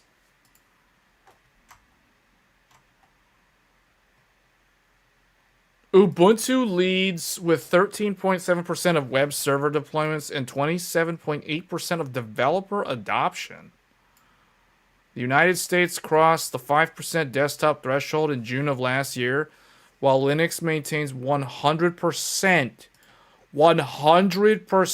dominance in supercomputing and 44.8% of server operating system market. Oh my goodness. I didn't know it was, I mean, I didn't know it was that ratio. I kind of thought it was actually higher in the server operating. I'm surprised that it's not 50% or more on server operating system. Ubuntu commands. Okay. All right. So Linux powers 44.8% of all servers, operating systems, and 59% of all of websites with identifiable operating systems. Red Hat Enterprise Linux leads enterprise servers with 43.1% market share in managed environments. Oh man. All right, here we go. US Linux desktop share is hovering around 5.03% as of June last year. Global Linux is obviously going to be less because you would think that it would be higher outside of the US. It's actually lower because so many people in Asia like Apple, and a lot of people in developing countries use Windows because Microsoft, like, there's just a lot of there's a lot of distribution that Microsoft does to a lot of different, like education, for example, like educational institutions. Windows is super big in a lot of parts of the world. So that explains that.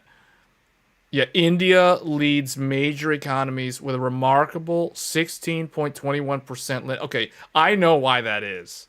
I know why. I know exactly why that is.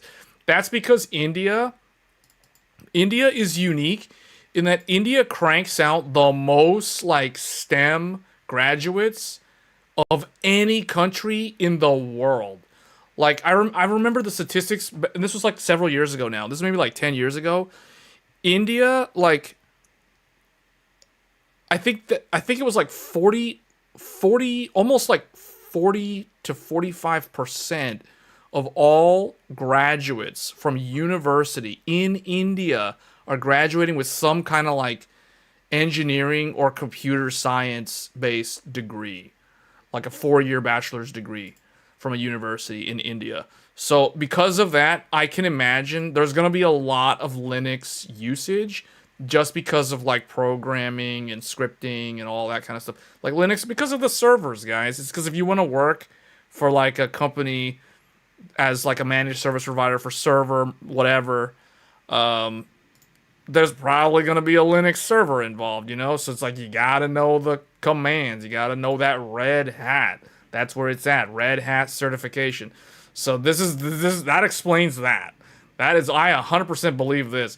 Significantly exceeding both US and global averages. The United States achieved a historic milestone by surpassing 5% in June of 2025, becoming the first major Western market to reach this threshold.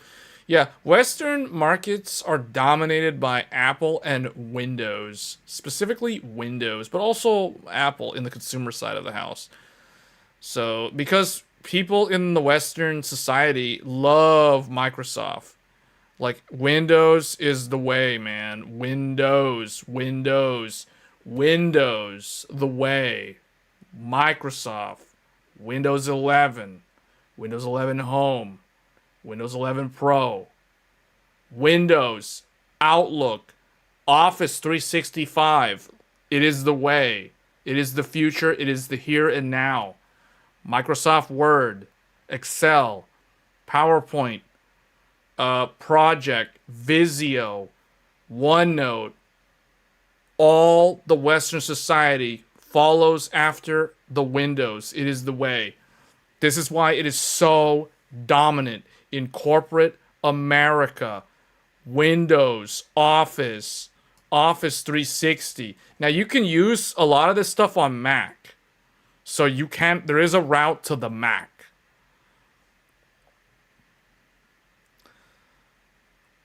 Strictly speaking, Android users use Linux. Yeah, but we're not talking about mobile phones. We're talking about the market share of compute. Linux distribution. Okay, Linux distribution market share among web servers. Ubuntu commands the largest market share among Linux distributions deployed on web servers globally. According to W3 Tech's data from December, Ubuntu powers 13.7. Oh my goodness. Ubuntu. Debian. Debian-based distributions. Debian distributions demonstrate strong performance of server infrastructure. Ubuntu and Debian. Ubuntu is literally Debian's son. Like, what is this? This is nepotism. What is this nonsense? Ubuntu and Debian? That's like father and son, man. Combined represent over 20% of identifiable Linux web server deployments, reflecting the dominance of Debian-derived distributions. Look at that. Debian, father and his son. The father is at like 7% of Linux sites. The son is at 13.7%. Man, Ubuntu is making his dad proud. Look at that. Oh my goodness. Linux distribution market share of web servers. Ubuntu. Dominating. CentOS. Wait, what is this? CentOS? What is CentOS? CentOS? Is this like the other son? Or is this like the daughter of Debian or something? Like, what is this? Is CentOS Debian? This is Debian's daughter or something? Like, what is this? CentOS. Alma Linux. I don't know who you are. Amazon. It's Amazon Linux. Red Hat. Red Hat is at 0.2? Why is Red Hat so low? 2.2. Cloud Linux. I don't know. Is that Google or something? Gentoo. I've heard of Gentoo. I don't know what Gentoo is. I don't know what distro that is. CentOS used to be the free version. Oh, CentOS is Red Hat. Okay, never mind. It's not related to Debian. Yellow Dog on PS3. Man, that's like the olden days. We used Ubuntu LTS everywhere anytime we needed security and stability. Canonical did an amazing job. All right. Mark Shuttleworth deserves a lot more recognition for founding that company.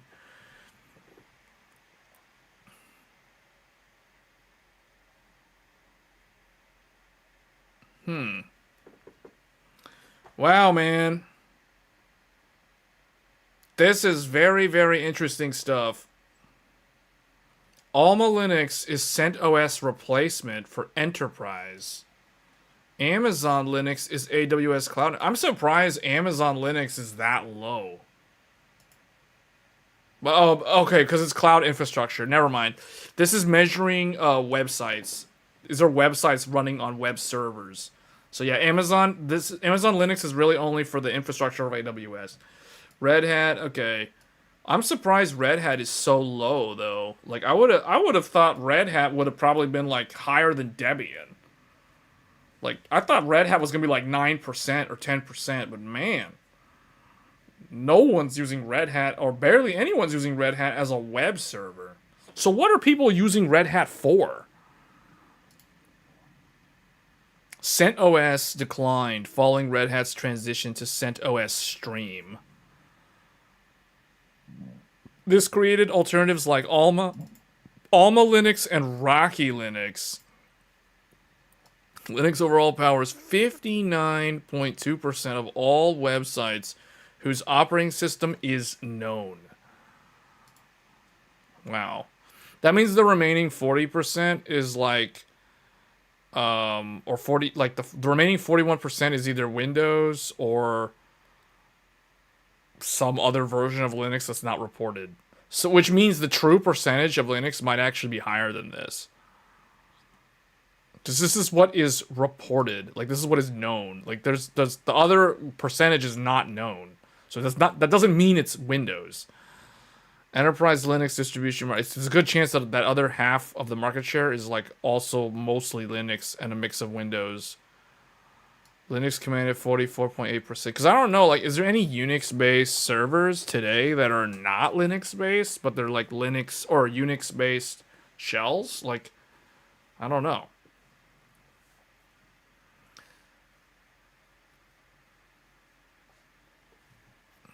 Man.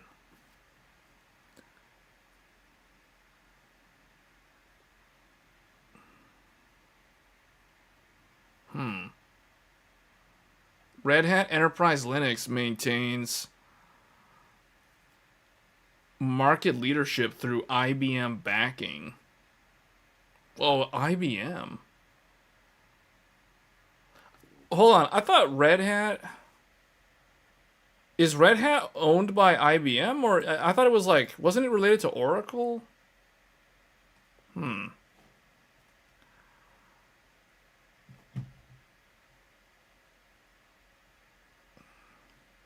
Enterprise. Okay, so this one was the web servers. This one is the enterprise server. All right, so here is where Red Hat is. Okay. See, this makes more sense. Like this is actually kind of what I was expecting to see. So Red Hat is at 43%, Ubuntu server is at like 34%.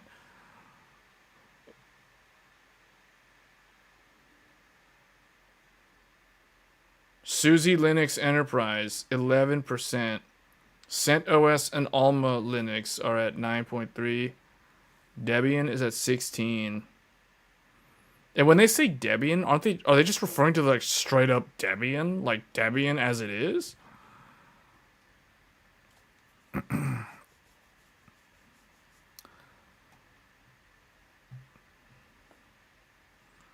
Like this is interesting, man. Like okay, so Red Hat Enterprise Linux 43% market share. Finance, government, and healthcare is the key sector. Ubuntu is cloud infrastructure and DevOps.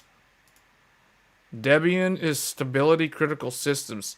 Does that mean that they're probably running some super old Debian kernel or Linux kernel? SUSE Linux Enterprise, manufacturing, retail, and oh, okay. So that's what SUSE Linux is used for. CentOS, Alma Linux, okay, enterprise migration workloads. So really interesting stuff, man. I did not know. I mean, I always heard that it's like, yeah, a lot of the servers are all running Linux. I didn't know like what the breakdown was in terms of the percentages, like what was actually used. So, okay. This is okay, developer. Oh man, look at this. So the developer adoption rate. It looks like the Ubuntu has the highest percentage usage for both personal and professional use among developers of the Linux ecosystem. And then Debian is third. Other Linux distro, I guess this would include like all the non-Debian based ones, like Red Hat. Linux gaming. Oh, it says right here, the other Linux distributions encompasses Arch, Fedora, Nix OS, Pop OS, and Red Hat variants. These collectively represent significant developer mindshare.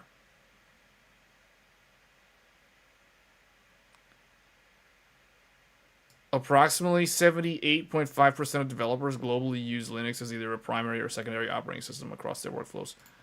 So Linux gaming market share growth. Steam gaming platform data provides valuable consumer adoption metrics distinct from enterprise deployments. Linux achieved an all-time high of 3.2% market share in December. Okay, so that's in the Steam hardware survey. Most of this is probably the Steam Deck. Yeah, the Steam Deck, okay, is running SteamOS based on Arch. Wait, what? I thought Steam Deck was based off of Bazite / Fedora. It's based off of Arch. Serves as a primary catalyst for Linux gaming adoption.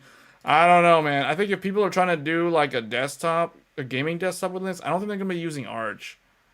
I could be wrong, but I don't know about that. To me, it seems like they would be wanting to use Bazite or some kind of Fedora distro.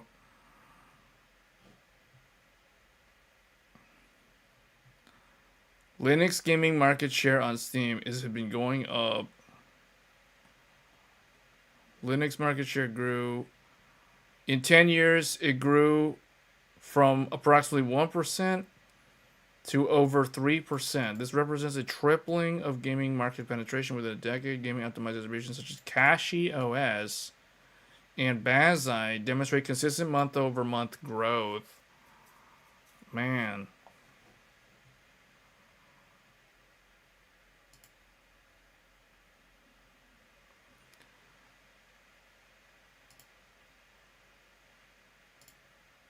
Man, this is interesting.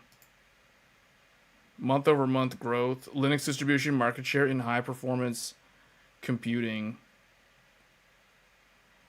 So it does seem like it's a slow growth rate, although I don't know, man. Tripling in a really large market like this is pretty good, but 10 years is still a long time, though. But if you look at the change, most of the growth only happened in the last like 4 years. Because they were still at like 1.4. So from 2015 to 2022.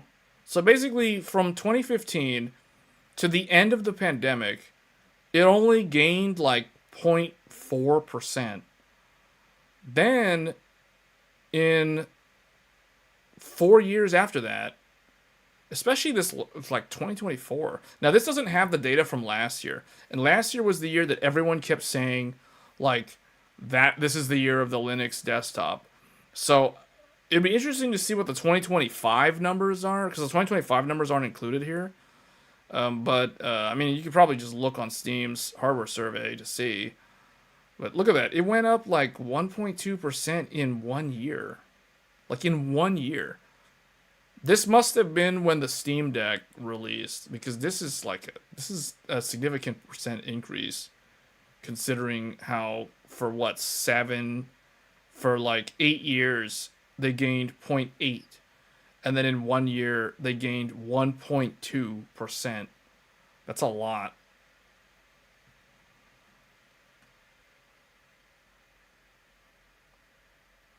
Linux maintains absolute dominance in high-performance computing environments, the operating system market. So this is basically the supercomputer stuff.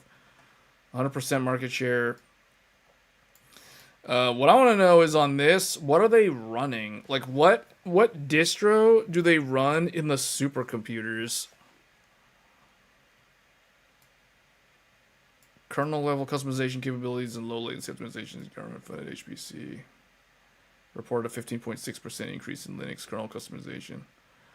It doesn't really say. It's like all Docker based. Oh no, this is okay. So this is basically the container stuff. Docker, Kubernetes. Why is it? Oh, I see. Okay, out of the two different ones, Linux is 92% of Kubernetes market share, and 87.67% of the Docker containers market share. Man, that's a lot. Wow. Although now, when I think about container-based things like Kubernetes, I only ever think of Linux. Like, I don't even think of anything else running on. What would you run, like, what would somebody run on Kubernetes that's not Linux-based? Can someone give me an example? Like, what? Because here's the thing, virtual routers that are spun up on a container, like if you're spinning up a route reflector, for example, you don't need a physical router to do route reflecting in a network. In a corporate network, in a service provider network, you can literally use a virtual router to do this. And most of these virtual routers are running Linux as the hypervisor. So if you're doing like a Kubernetes or a Docker, like if you're going to run it in a container, usually, and if it's not an actual Linux server, and if you're instead going to run like a virtual router or something, that's still going to be Linux being spun up in Kubernetes. So I can't think of anything that would not be Linux based in Kubernetes. So it's funny because it's like, oh, it's 92%. What is the other 8%? Like, what is that? Is that like Windows Server? Windows Server in a Kubernetes cluster? Like, why? Why would people need to do that? Like I don't understand what that's for. But anyway, that's interesting. Kubernetes holds 92% share in container orchestration. The platform serves 5.6 million developers globally, and enterprise adoption is projected to exceed 90% by 2027. Wow. 8% of Kubernetes deployments are not on Linux. Oh, that's what they're saying. So they're not talking about the things that are. Oh, okay, I see. So they're not talking about the containers that are running in the cluster. They're talking about the actual like what Kubernetes is running on. Oh, I see. So they're running them on like Windows servers. Yeah, VMware ESXi is a Type 1 hypervisor. But see, that's what I mean. So many of the thing that is crazy about all of this, the thing that's kind of like mind-boggling, is the fact that all these different things, like you're talking about Type 1 hypervisor, like ESXi, like that thing has Linux under the hood. Virtual routers. Virtual routers are typically running Linux. They're literally running a container in a Linux operating system at its base level. So the fact that all these things, all these different applications, these virtual devices and applications for virtualization or orchestration environments, the fact that they're all using some kind of Linux-based kernel or some kind of, yeah, they're using a Linux kernel. Like, it's kind of crazy that all these things, isn't the PlayStation 5, PS3, I don't know about PS2, but wasn't PS3, 4, and 5 also running some version of a Linux shell under the hood?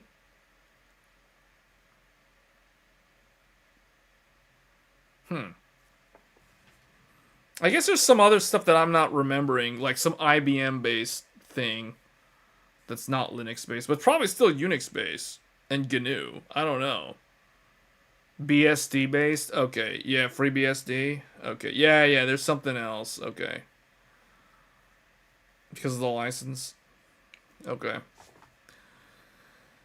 Yeah, this is really interesting stuff though. Like I didn't so when I started going down the rabbit hole of the whole Linux thing, I knew so what I knew prior to all of this, I knew that Linux was used in server environments. Linux had a big market share percentage in servers.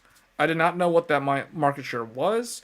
I didn't know like what the breakdown was in terms of distros and different market segments like cloud versus enterprise. I'm surprised that Red Hat's not actually hosting a lot of web servers. That's actually very surprising. But Red Hat is very big in enterprise environments. So like corporate and secure environments. That's really interesting. So I did not know Ubuntu. I knew Ubuntu was big. I didn't know Ubuntu was like that big in web servers.